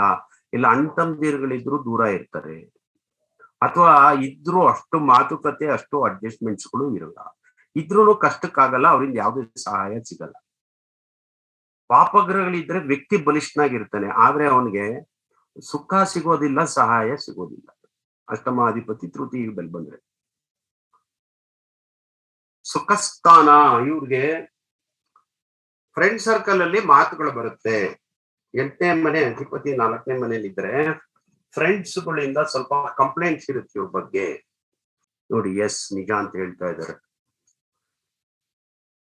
ಹಿರಿಯಣ್ಣ ಇದ್ರೆ ಹಿರಿಯಣ್ಣನೂ ಅಪವಾದ ಕೊಡ್ತಾರೆ ಇವ್ರ ಮೇಲೆ. ಇಂಥವ್ರು ಹೇಗ್ ಜೀವನ ಮಾಡ್ತಾರೆ ಅಂದ್ರೆ, ಅಷ್ಟಮಾಧಿಪತಿ ಚತುರ್ಥದಲ್ಲಿದ್ರೆ ಭೂಮಿ ಆಗ್ಬೋದು, ಮಾತೃ ಸುಖ ಆಗ್ಬೋದು, ಇದು ಯಾವುದೇ ಇಲ್ಲ ಅಂತಂದ್ರು ಇವ್ರು ಇಲ್ಲ ಅನ್ನೋ ತರ ತೋರಿಸ್ಕೊಳ್ಳಲ್ಲ. ಇದೇ Trump card, main Trump card ಇದು. ಎಸ್ ಹೇಳ್ತಾ ಇದ್ದಾರೆ. ಅಷ್ಟಮಾಧಿಪತಿ ಶುಕ್ರ ಆಗಿ ಚತುರ್ಥದಲ್ಲಿದ್ರೆ ಅವ್ರಿಗೆ ದ್ರವ್ಯ ಪ್ರಾಪ್ತಿ ಆಗ್ತಾ ಇರುತ್ತೆ. ಪ್ರಾಪರ್ಟಿಗಿನ್ನ ಜಾಸ್ತಿ ದ್ರವ್ಯ ಈ ತರದ್ದು ಅವ್ರಿಗೆ ಪ್ರಾಪ್ತಿ ಆಗುತ್ತೆ. ಪಂಚಮಕ್ಕೆ ಬಂದ್ರೆ, ಅಷ್ಟಮಾಧಿಪತಿ ಪಂಚಮಕ್ಕೆ ಬಂದ್ರೆ ಸಂತಾನಕ್ಕೆ ತೊಂದರೆ. ಸಂತಾನ ಬಹಳ ದಿವಸ ಆಗೋದಿಲ್ಲ. ಇನ್ ಕೇಸ್ ಕೆಲವ್ರಿಗೆ ಅಬಾರ್ಷನ್ ಆಗ್ಬೋದು, ಕೆಲವರಿಗೆ ಮಕ್ಕಳು ನಿಧಾನ ಆಗ್ಬೋದು. ಸಂತಾನ ಆಗ್ಲಿಕ್ಕೆ ಏನೇನು ಸಾಮಾನ್ಯ ರೀತಿಯ ತೊಂದರೆಗಳು ಬರಬೇಕು ಅದೆಲ್ಲ ರೀತಿಯ ತೊಂದರೆಗಳು ಬರುತ್ತೆ. ಅಷ್ಟಮಾಧಿಪತಿ ಪಂಚಮದಲ್ಲಿ ಕೂತ್ಕೊಂಡಾಗ ಮಕ್ಕಳ ಬೆಳವಣಿಗೆಗೂ ಅಥವಾ ಮಕ್ಕಳ ಏಳಿಗೆಗೂ ಸ್ವಲ್ಪ ತೊಂದರೆ ಆಗುತ್ತೆ. ಬಟ್ ಪ್ರಾರಂಭಿಕ ಹಂತದಲ್ಲಿ, ಚೈಲ್ಡ್ಹುಡ್ ಹಂತದಲ್ಲಿ, ಆಮೇಲೆ ಬರಲಾಯ್ತು. ಯಾಕಂದ್ರೆ ಇದು ಚತುರ್ಥಾಧಿಪತಿ ಆಗ್ತಾನೆ. ಚತುರ್ಥಾಧಿಪತಿ ಅಲ್ಲಿಗೆ ಲಗ್ನಕ್ಕೆ ಬಂದಂಗ ಆಗುತ್ತೆ. ಷಷ್ಠ ಭಾವ 6ನೇ ಮನೆ, 8ನೇ ಮನೆ ಅಧಿಪತಿ 6ನೇ ಮನೆಯಲ್ಲಿ ಕೂತ್ಕೊಂಡ್ರೆ 8ನೇ ಮನೆಗೆ ಲಾಭಭಾವ ಆಗುತ್ತೆ. ಇವರು ಶತ್ರುಗಳ ಮೇಲೆ ವಿಜಯವನ್ನ ಸಾಧಿಸ್ತಾರೆ. ಇವ್ರಿಗೆ ಎಷ್ಟೇ ಜನ ಶತ್ರುಗಳು ಬರ್ಲಿ, ಇವತ್ತಲ್ಲ ನಾಳೆ ಅವರು ಶರಣಾಗ್ಲೇಬೇಕು. ಅಥವಾ ಒಂದಲ್ಲ ಒಂದ್ ರೀತಿ ಶತ್ರುಗಳಿಂದ ಆಗುವಂತ ತೊಂದರೆಗಳಿಂದ ಇವರು ಪಾರಾಗ್ಬಿಡ್ತಾರೆ. ಇವ್ರಿಗೆ ಚಿಕ್ಕ ವಯಸ್ಸಿನಲ್ಲಿ ಕಾಯಿಲೆ ಬಂದಿರುತ್ತೆ. ಯಾವ ತರದ ಕಾಯಿಲೆ? ತುಂಬಾ ಕಷ್ಟಪಟ್ಟು ಇನ್ನೇನು ಹೋಗ್ಲೇಬೇಕು ಅನ್ನುವಂತ ಒಂದು ಕಾಯಿಲೆ ಬಂದಿರುತ್ತೆ. ಅವರು ಬಚಾವ್ ಆಗ್ತಾರೆ. ಇಂಥವ್ರಿಗೆ ನೀರ್ ಆಗ್ಬೋದು, ಬೆಂಕಿ ಆಗ್ಬೋದು, ಅದರಿಂದ ಸ್ವಲ್ಪ ಭಯ ಇರ್ಬೋದು, ಅಥವಾ ಅದರಿಂದ ಸ್ವಲ್ಪ ತೊಂದರೆಗಳಾದ್ರೂ ಇವ್ರಿಗೆ ಆಗ್ಬೋದು. ಈ ಅಷ್ಟಮ ರಾಶಿ ಗಂಡಾಂತರ ಅಂತ ಹೇಳ್ತಾರೆ. ಅಷ್ಟಮ ರಾಶಿ ಜಲತತ್ವ ರಾಶಿ ಆಗಿದ್ರೆ, ಅಥವಾ ಅಷ್ಟಮದ ಅಧಿಪತಿ ಜಲತತ್ವದ ರಾಶಿ ಆಗಿದ್ರೆ ಅವ್ರಿಗೆ ಆಗುತ್ತೆ. ಚಿಕ್ಕ ವಯಸ್ಸಿನಲ್ಲಿ ಏನಾದ್ರು ತೊಂದರೆ ಆಗ್ಬೋದು, ಆಪರೇಷನ್ ಆಗ್ಬೋದು, ಆಮೇಲೆ ಅವ್ರು ಬಚಾವ್ ಆಗ್ಬೋದು, ಇದೆಲ್ಲ ಆಗುತ್ತೆ. ಈ ಜಲಭಯ ಅಂತಂದಾಗ ನೋಡಿ, ಚಂದ್ರ ರಾಹು ಬಂದ್ರೆ ನೀವು ಜಲಭಯವನ್ನ ಹೇಳ್ಬೋದು. ಆಮೇಲೆ ಸರ್ಪ ಭಯನೂ ಹೇಳ್ತಾರೆ. ಸರ್ಪ ಭಯ, ಈಗ ಶನಿ ಮತ್ತು ರಾಹು ಸಂಬಂಧ ಬಂದ್ರೆ ಸರ್ಪ ಭಯನೂ ಇರುತ್ತೆ ಅವ್ರಿಗೆ. ಸರ್ಪ ಭಯ ಅಂದ್ರೆ ಹಾವುಗಳನ್ನ ಕಂಡು ಅವ್ರು ಎದುರ್ಕೊಳ್ಳುವಂಥದ್ದು, ಅಥವಾ ಹಾವುಗಳು ಅವ್ರಿಗೆ ಸ್ವಪ್ನದಲ್ಲಿ ಏನಾದ್ರೂ ಕಾಣುವಂಥದ್ದು, ಈ ತರದ್ದು, ಅಥವಾ ಅವ್ರ ಮನೆ ಪ್ರೆಮಿಸಿಸ್ ಅಲ್ಲಿ ಬಂದು ಹೋಗುವಂಥದ್ದು ಇದಾಗುತ್ತೆ. ಸಪ್ತಮದಲ್ಲಿ ಕೂತ್ಕೊಂಡ್ರೆ ಇದು ಅಷ್ಟಮ ಭಾವಕ್ಕೆ ದ್ವಾದಶಾಧಿಪತಿ ಆಗುತ್ತೆ. ಇದಕ್ಕೆ ಪಾಪಗ್ರಹ ಸಂಬಂಧ ಬಂದ್ರೆ ಧನಕ್ಷಯ ಆಗುತ್ತೆ, ಇಲ್ಲ ಅಂದ್ರೆ ಧನ ಸಾಮಾನ್ಯವಾಗಿ ಹಾಗೆ ಇರ್ತಾ ಇರ್ತೀವಿ. ಈ ತರದ್ದು ಸಂಬಂಧಗಳು ಗುರು ಮತ್ತು ಮಂಗಳನಿಂದ ಯುಕ್ತವಾದಾಗಿ ಆಗುತ್ತೆ. ಅಧಿಪತಿ ಸಪ್ತಮದಲ್ಲಿದ್ದಾಗ ಅವ್ರಿಗೆ ಅನೇಕ ಸ್ತ್ರೀಯರು ಸೌಖ್ಯನ ಸಿಗುತ್ತೆ, ಮತ್ತೆ ದ್ವಿಭಾರ್ಯ ಯೋಗ, 2 ಮದುವೆ ಯೋಗನೂ ಸಹ ಇರುತ್ತೆ. ಇನ್ ಕೇಸ್ ಅವ್ರಿಗೆ ಆಗ್ಲಿಲ್ಲ ಅಂದ್ರೂ ಅವರ ವಂಶದಲ್ಲಿ ಯಾರಾದ್ರೂ ಒಬ್ರು 2 ಮದುವೆ ಆಗಿರ್ತಾರೆ. ಇದನ್ನ ನೋಡ್ಕೊಳ್ಳಿ. ದ್ವಿಭಾರ್ಯ ಯೋಗ ಇರುತ್ತೆ, ಯೋಗ ಇದ್ದು ಮಾತ್ರಕ್ಕೆ 2 ಮದುವೆ ಆಗುತ್ತೆ ಅಂತ ಅರ್ಥ ಅಲ್ಲ. ಅದು ಪಾಸ್ ಆಗೋ ಲಗ್ನಾಧಿಪತಿಗೆ ಅದು ಕರೆಕ್ಟ್ ಆಗಿ ಪಾಸ್ ಆದ್ರೆ ಖಂಡಿತವಾಗ್ಲೂ ಆಗುತ್ತೆ. ಅಷ್ಟಮಾಧಿಪತಿ ಅಷ್ಟಮದಲ್ಲೇ ಇದ್ರೆ ಆ ವ್ಯಕ್ತಿ ದೀರ್ಘಾಯು. ಅಷ್ಟಮಾಧಿಪತಿ ನಿರ್ಬಲನಾಗಿದ್ರೆ ಮಧ್ಯಮಾಯು. ಮತ್ತೆ ಈ ವ್ಯಕ್ತಿ ಎಲ್ಲೇ ಕೆಲಸ ಮಾಡ್ಲಿ, ಕೆಲವು ಸಲ ಕೆಲಸದ ಜಾಗದಲ್ಲಿ ಸುಳ್ಳು ಹೇಳ್ಬೇಕಾದಂತ ಅವಶ್ಯಕತೆ ಬರ್ಬೋದು. ಅವ್ರಿಗೆ ಇಷ್ಟ ಇರುತ್ತೋ ಇಷ್ಟ ಇರಲ್ವೋ ಗೊತ್ತಿಲ್ಲ, ಅವ್ರು ಕೆಲವು ಸಲ ಸುಳ್ಳು ಹೇಳ್ಬೇಕಾದಂತ ಪರಿಸ್ಥಿತಿ ಬರುತ್ತೆ. ಆಮೇಲೆ ಈ ವ್ಯಕ್ತಿಗಳು ಯಾರನ್ನೇ ಆಗ್ಲಿ ನಿಂದಿಸ್ತಾರೆ. ಅವ್ರಿಗೆ ಅಷ್ಟಮಾಧಿಪತಿ ಅಷ್ಟಮದಲ್ಲಿದ್ದಾಗ ದೇ ವೋಂಟ್ ಆ ತರದ್ ಜಾಸ್ತಿ ಕೇರ್ ತಗೊಳಲ್ಲ, ಅವರು ಮತ್ತೆ ಅವ್ರು ಯಾವ್ದೂನು ಸೀರಿಯಸ್ ಆಗಿ ತಗೊಳಲ್ಲ. ಎಲ್ಲಾದೂನು ಒಂಥರ ಈ ಉಡಾಫೆ ಉಪೇಕ್ಷೆ ಮಾಡ್ತಾರಲ್ಲ, ಈ ತರದ ಫಲ ಶನಿ ಮತ್ತು ಮಂಗಳ ಇದ್ದಾಗ ನಡೆಯುತ್ತೆ. ನವಮದಲ್ಲಿ ಇದ್ರೆ ರಿಲಿಜಿಯಸ್ ಆಕ್ಟ್ಸ್ ಗಳಲ್ಲಿ ಧಾರ್ಮಿಕವಾದಂತಹ ಕೆಲಸ ಮಾಡ್ಕೊಂಡು ಹೋಗ್ಬೇಕು, ಮಾಡ್ಕೊಂಡು ಹೋಗ್ತಾರೆ. ಇಂಥ ವ್ಯಕ್ತಿಗಳಿಗೆ ಯಾವುದೇ ಕೆಲಸ ಆಗ್ಲಿ ಬೇಗ ಕೈ ಹಿಡಿಯಲ್ಲ.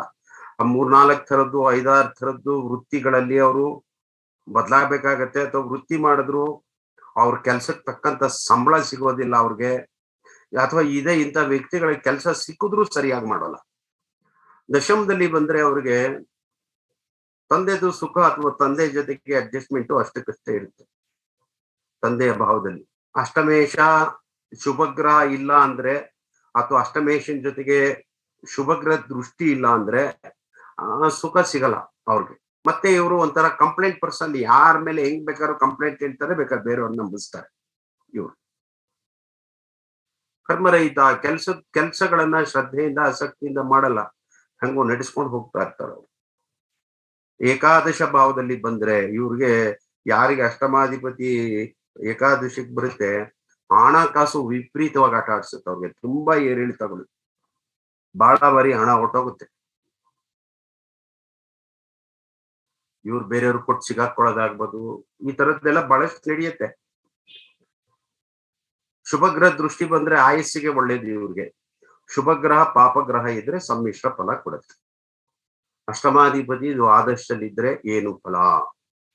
ಅವ್ರಿಗೆ ಹಣ ಖರ್ಚಾಗತ್ತೆ, ತನಗಾಗಲ್ಲ, ಬೇರೆ ಯಾವ್ದಕ್ಕೋ ಖರ್ಚಾಗತ್ತೆ.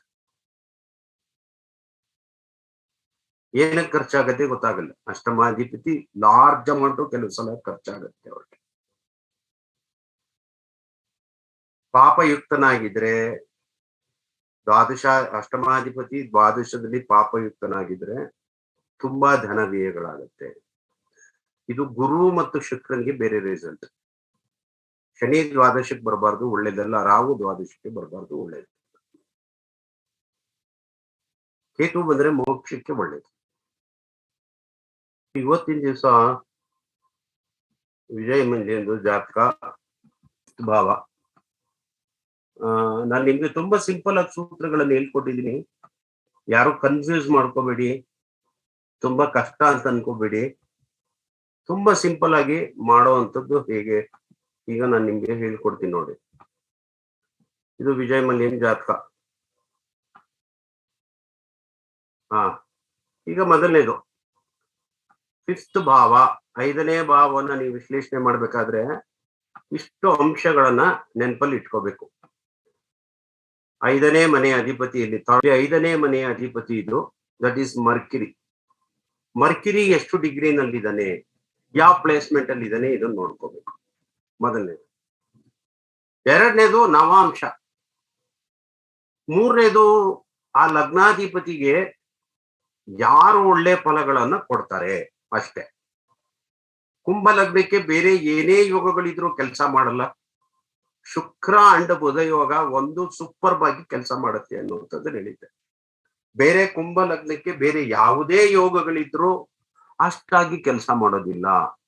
ಬಟ್ ಈ ವಿಜಯ ಮಲ್ಯನಿಗೆ ಒಂದು ಪರಿವರ್ತನಾ ಯೋಗ ಬಹಳ ಚೆನ್ನಾಗಿ ಕೆಲಸ ಮಾಡಿದೆ. ಎರಡನೆಯದು ಶುಕ್ರ ಹಾಗೂ ಬುಧನ ಸಂಯೋಗ, ಅದು ರಾಜಯೋಗವನ್ನ ಕೊಟ್ಟಿದೆ. ಈಗ ಫಿಫ್ತ್ ಭಾವಕ್ಕೆ ಬರೋಣ. ಫಿಫ್ತ್ ಭಾವ ಸೂತ್ರಗಳು ಏನೇನ್ ಹೇಳುತ್ತೆ. ಫಿಫ್ತ್ ಭಾವ ಮರ್ಕಿರಿ ಯೋಗ. ಡಿಗ್ರಿ ನೋಡಿ, ಡಿಗ್ರಿ 9 ಡಿಗ್ರಿ 55 ನಿಮಿಷದಲ್ಲಿದೆ. 5ನೇ ಅಧಿಪತಿ ಆ ಭಾವದ ಫಲವನ್ನ ಕೊಡ್ಲಿಲ್ಲ ಅಂದ್ರೆ ನೆಕ್ಸ್ಟ್ ನೀವು ಆ ಭಾವಕಾರಕತ್ವದ ಅಧಿಪತಿ ಬಲವಾಗಿದ್ದಾನ ನೋಡ್ಬೇಕು. ಭಾವಕಾರಕತ್ವದ ಅಧಿಪತಿ ಗುರು ಬಲವಾಗಿದ್ರು ಅವಾಗ ವರ್ಕ್ ಮಾಡ್ತಾನೆ ನಿಮ್ಗೆ. ಸೊ 9.55 ಡಿಗ್ರಿನಲ್ಲೇ ಬಲವಾಗಿದ್ದಾನೆ. ಎರಡನೇದು ಬುಧ ಕುಂಭ ಲಗ್ನಕ್ಕೆ ಯೋಗಕಾರಕ ಗ್ರಹ. ಮೂರನೇದು ಬುಧ ಶುಕ್ರನ ಜೊತೆ ಸಂಯೋಗ ಹೊಂದಿದ್ರೆ ರಾಜಯೋಗವನ್ನ ಕ್ರಿಯೇಟ್ ಮಾಡ್ತಾನೆ. ಸೊ ಇಲ್ಲಿ ರಾಜಯೋಗ ಕ್ರಿಯೇಟ್ ಆಯ್ತು. Venus conjunction with Mercury give good degree creates yoga for the lady. ಇವಾಗ ಶುಕ್ರ ಅಂದ್ರೆ ಏನು? ಫಿಮೇಲ್, ಹೆಣ್ಮಕ್ಳು. ಈ ವಿಜಯ್ ಮಲ್ಯನ್ಗೆ 85-86ರಲ್ಲಿ ಮದುವೆ ಆಗಿತ್ತು. ಜುಲೈ 87ರಲ್ಲಿ ಸಿದ್ಧಾರ್ಥ ಮಲ್ಯ ಹುಟ್ಟುತ್ತಾನೆ. 93ರಲ್ಲಿ ರೇಖಾ ಅನ್ನುವಂಥವಳನ್ನ ಮದುವೆ ಆಗ್ತಾನೆ. ಆತನ ಒಂದು ಮಗಳನ್ನ ಈತ ದತ್ತು ತಗೊಳ್ತಾನೆ. ಮತ್ತೆ 2 ಮಕ್ಕಳು ರೇಖಾಗೆ ಆಗುತ್ತೆ ಅನ್ನುವಂಥದ್ದು ನಮ್ಗೆ ಮಾಹಿತಿ ಲಭ್ಯ ಇದೆ. ಸೊ ಟೋಟಲಿ ವಿಜಯ್ ಮಲ್ಯನ್ಗೆ ಒಟ್ಟು totally is the father of 4 persons. ಒಂದು ದತ್ತು ತಗೊಂಡಿರ್ತಾರೆ. ಈಗ ಶ್ಲೋಕಗಳು ಏನು ಹೇಳ್ತದೆ ನೋಡೋಣ. ಇವಾಗ ಪಂಚಮೇ ಭಾಗ್ಯೇಶಿ ಏಕಾದಶೆ ವೀಕ್ಷಿತಾ ಬಹುಸಂತಾನ ಯೋಗ. ಪಂಚಮಾಧಿಪತಿ ಭಾಗ್ಯಾಧಿಪತಿ ಒಟ್ಟಿಗೆ ಇದ್ದು ಏಕಾದಶದಲ್ಲಿದ್ದು ಬೃಹಸ್ಪತಿ ವೀಕ್ಷಿತ ಗುರುವಿನಿಂದ ವೀಕ್ಷಿತರಾಗಿದ್ರೆ ಬಹುಸಂತಾನ ಯೋಗ ಅಂತ ಹೇಳ್ತಾರೆ. ಸೊ ಇಲ್ಲಿ ಫಿಫ್ತ್ ಲಾರ್ಡು ಹೇಗೆ ಕೆಲಸ ಮಾಡಿದಾನೆ. ಅಂಡ್ ಆಲ್ಸೋ ಪಂಚಮಾಧಿಪತಿ ಏಕಾದಶ, ಆತನ ಮಗ ಹುಟ್ಟಿದ ಮೇಲೆ ಬಿಸ್ನೆಸ್ ತುಂಬಾ ಚೆನ್ನಾಗಿ ರ್ಯಾಪಿಡ್ ಆಗಿ ಬೆಳೀತು. ದಟ್ ಈಸ್ ಏಕಾದಶ ಭಾವದಲ್ಲಿ ಲಾಭಸ್ಥಾನದಲ್ಲಿ ಇರೋದು, ಅಲಾಂಗ್ ವಿತ್ ಅದೃಷ್ಟಕಾರಕನಾಗಿರುವಂತ ಶುಕ್ರನ ಜೊತೆಗೆ. ನೆಕ್ಸ್ಟ್ ಇನ್ನೇನ್ ಹೇಳುತ್ತೆ? ಸುತೇಶೆ ಲಾಭವತೆ ವಿದ್ವಾನ್ ಲೋಕಪ್ರಿಯ ಜನಾ ಚತುರೋ ಗ್ರಂಥ ನಿರ್ಮಾಣ ಧನಕೋ ಜನಕ ಸಂಜ್ಞಯೇ. ಇದರ ಅರ್ಥ ಏನಪ್ಪಾ ಅಂದ್ರೆ, ಈ ವ್ಯಕ್ತಿ ಸುತೇಶ 5ನೇ ಮನೆಯ ಅಧಿಪತಿ ಅಪಭಾವದಲ್ಲಿ ಇದ್ದಾಗ ಹಾಗೂ ಆತನ ಮೇಲೆ 5ನೇ ಮನೆ ಅಧಿಪತಿ ಲಾಭದಲ್ಲಿದ್ದು ಆತನ ಮೇಲೆ ಗುರುವಿನ ದೃಷ್ಟಿ ಬಿದ್ದ ಲೋಕಪ್ರಿಯ, ಆತ ಜನಗಳಲ್ಲಿ ಫೇಮಸ್ ಆಗ್ತಾನೆ. ಗ್ರಂಥ ನಿರ್ಮಾಣ, is also A writer. But ಬಹಳ ಜನ ರೈಟರ್ಗಳಿಗೆ ಆತನ ಬಗ್ಗೆನೇ ಕೆಲವರು ಬುಕ್ಸ್ ಮಾಡಿದ್ದಾರೆ, ಅದಕ್ಕೆ ಸಹಾಯ ಮಾಡಿದ್ದಾನೆ. ಮತ್ತೆ ಬೇರೆ ಬೇರೆ ಕೆಲವು ಗ್ರಂಥಗಳಿಗೆ ಪ್ರಿಂಟ್ ಮಾಡ್ಬೇಕಾಗಿರೋದ್ರಿಂದ ಆತನ ಸಂಸ್ಥೆಯಿಂದ ಅವನು ಇದ್ ಮಾಡಿದ್ದಾನೆ. ಅನೇನ ಪುತ್ರಯುಕ್ತ, ಬಹಳ ಜನ ಮಕ್ಕಳ ಯುಕ್ತನಾಗಿರ್ತಾನೆ. ಶ್ಲೋಕ 2 ಶ್ಲೋಕ ಕೊಡ್ತಾ ಇದ್ದೀನಿ, ಅದು ಏನೇನು ಹೇಳುತ್ತೆ ಅನ್ನುವಂಥದ್ದು. ದಶಮ ಭಾವದ ಭಾವಕಾರಕತ್ವ ಯಾರು ತಗೊಳ್ತಾನೆ? ಗುರು ತಗೊಳ್ತಾನೆ.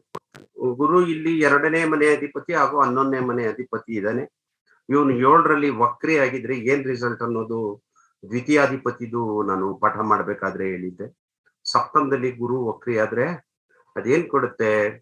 ಅನೇಕ ಹೆಣ್ಣು ಮಕ್ಕಳ ಯೋಗಗಳನ್ನ ಹಾಗೂ ವಕ್ರ ಮಾರ್ಗದಿಂದ ಸಂಪಾದನೆಗಳನ್ನ ಇತ್ಯಾದಿಗಳನ್ನ ಅದು ತೋರಿಸುತ್ತೆ. ಸೊ ಪಂಚಮಾಧಿಪತಿ ಇವ್ರಿಗೆ ಸಪ್ತಮದಲ್ಲಿ ವಕ್ರಿ ಆಗಿದ್ದಾನೆ. ವಕ್ರಿಯಾಗಿ ಅವ್ರ ಒಟ್ಟಿನಲ್ಲಿ ಆ ಪುಣ್ಯ ಅನ್ನೋದು ನೋಡಿ ಕೆಲಸ ಮಾಡಿದೆ ಅಂತ ಹೇಳಿ ಬಚಾವಾಗಿ ಹೊರಟೋದ.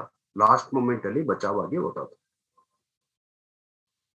So that happen through Jupiter ಅಂತ ನಾ ಹೇಳುದು. ಜುಪಿಟರ್ ವಕ್ರಿ ಆಗಿರ್ಲಿಲ್ಲ ಅಂದ್ರೆ ತಲೆಸ್ಕೊಂಡು ಹೋಗಕ್ಕಾಗ್ತಿರ್ಲಿಲ್ಲ. ಓಕೆ, ಇವಾಗ ನವಾಂಶಕ್ಕೆ ಬರೋಣ. ನವಾಂಶದಲ್ಲಿ ಬುಧ ಸ್ವನವಾಂಶದಲ್ಲಿದ್ದಾನೆ. ಲಗ್ನದಲ್ಲಿ 11ನೇ ಮನೆಯಲ್ಲಿದ್ದು ನವಾಂಶದಲ್ಲಿ ಸ್ವನವಾಂಶ ಅಂದ್ರೆ ಮಿಥುನ ನವಾಂಶಕ್ಕೆ ಬಂದಿದ್ದಾನೆ. ಮಿಥುನ ನವಾಂಶದಲ್ಲಿ ತನ್ನದೇ ಮನೆಯ ಅಧಿಪತಿನಲ್ಲಿ ಇದ್ರೆ ಆ ಮನುಷ್ಯನಿಗೆ ಅದೃಷ್ಟ ಅನ್ನೋದು ಹೇಳುತ್ತೆ. ನವಾಂಶ ಏನ್ ಹೇಳುತ್ತೆ ಅಂದ್ರೆ ಆ ಮನುಷ್ಯನಿಗೆ ಅದೃಷ್ಟ. ಯಾವಾಗ ಅದೃಷ್ಟ ಸಂಕಷ್ಟ, ಯಾವಾಗ ಸಂಕಟದಲ್ಲಿ ಸಿಗಾಕೊಳ್ತಾನೋ ಆವಾಗ ಅವನ ಬುದ್ಧಿ ಚೆನ್ನಾಗಿ ಕೆಲಸ ಮಾಡುತ್ತೆ ಅಂತ ಹೇಳುತ್ತೆ. ಬುಧ ಒಂದ್ ಸೆಕೆಂಡ್ ನೆನ್ಪಿಟ್ಕೋಬೇಕು, ಬುಧ ಕುಂಭಲಗ್ನಕ್ಕೆ ಯೋಗಕಾರಕ. ಬುಧ ಯಾವಾಗ ಯೋಗಕಾರಕ ಆಗ್ತಾನೆ ಅಂದ್ರೆ ಶುಕ್ರನ ಸಂಯೋಗ ಸಿಕ್ಕಿದ್ರೆ. Again Budha is along with Venus. ಚೆನ್ನಾಗಿ ಅರ್ಥ ಮಾಡ್ಕೋಬೇಕು ನೀವು ಇದನ್ನ. ನಾನು ಈ ತಪ್ಪಿಸ್ಕೊಳ್ಳೋದಿಕ್ಕೆ ವಕ್ರಿ ಆಗಿರ್ತಕ್ಕಂಥ ಜೂಪಿಟರ್ ಕಾರಣ ಅಂತ ಹೇಳಿದೆ. ನವಾಂಶದಲ್ಲಿ ನೋಡಿ, ಆ ಮರ್ಕಿರಿ ಜೂಪಿಟರ್ ಜೊತೆನಲ್ಲಿದ್ದಾನೆ, ವಕ್ರಿ ಆಗಿರ್ತಕ್ಕಂಥ ಜೂಪಿಟರ್ ಜೊತೆನಲ್ಲಿದ್ದಾನೆ.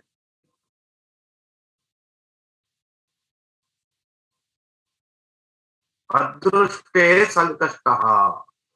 ಯಾರಿಗೆ ಮರ್ಕಿರಿ ಸ್ವನವಾಂಶಕ್ಕೆ ಮಿಥುನ ಅಂಶದಲ್ಲಿ ಕೂತ್ಕೊಳ್ತಾನೆ ಅವ್ರಿಗೆ ಸಂಕಷ್ಟದಲ್ಲಿ ಅದೃಷ್ಟ ಒದಗಿ ಬರುತ್ತಂತೆ. It happen in his life. Luck, ಅದೃಷ್ಟ ಸಿಗುತ್ತ ಮನುಷ್ಯನಿಗೆ. ಹ್ಯಾಪಿನೆಸ್, ರೆಸ್ಪೆಕ್ಟ್ ಇನ್ ಸೊಸೈಟಿ, ಇದಿಷ್ಟು ಆ ವ್ಯಕ್ತಿಗೆ ಸಿಕ್ಕಿದೆ. ಸೊ ಇದಿಷ್ಟು ಇವತ್ತಿನ ಪಾಠ.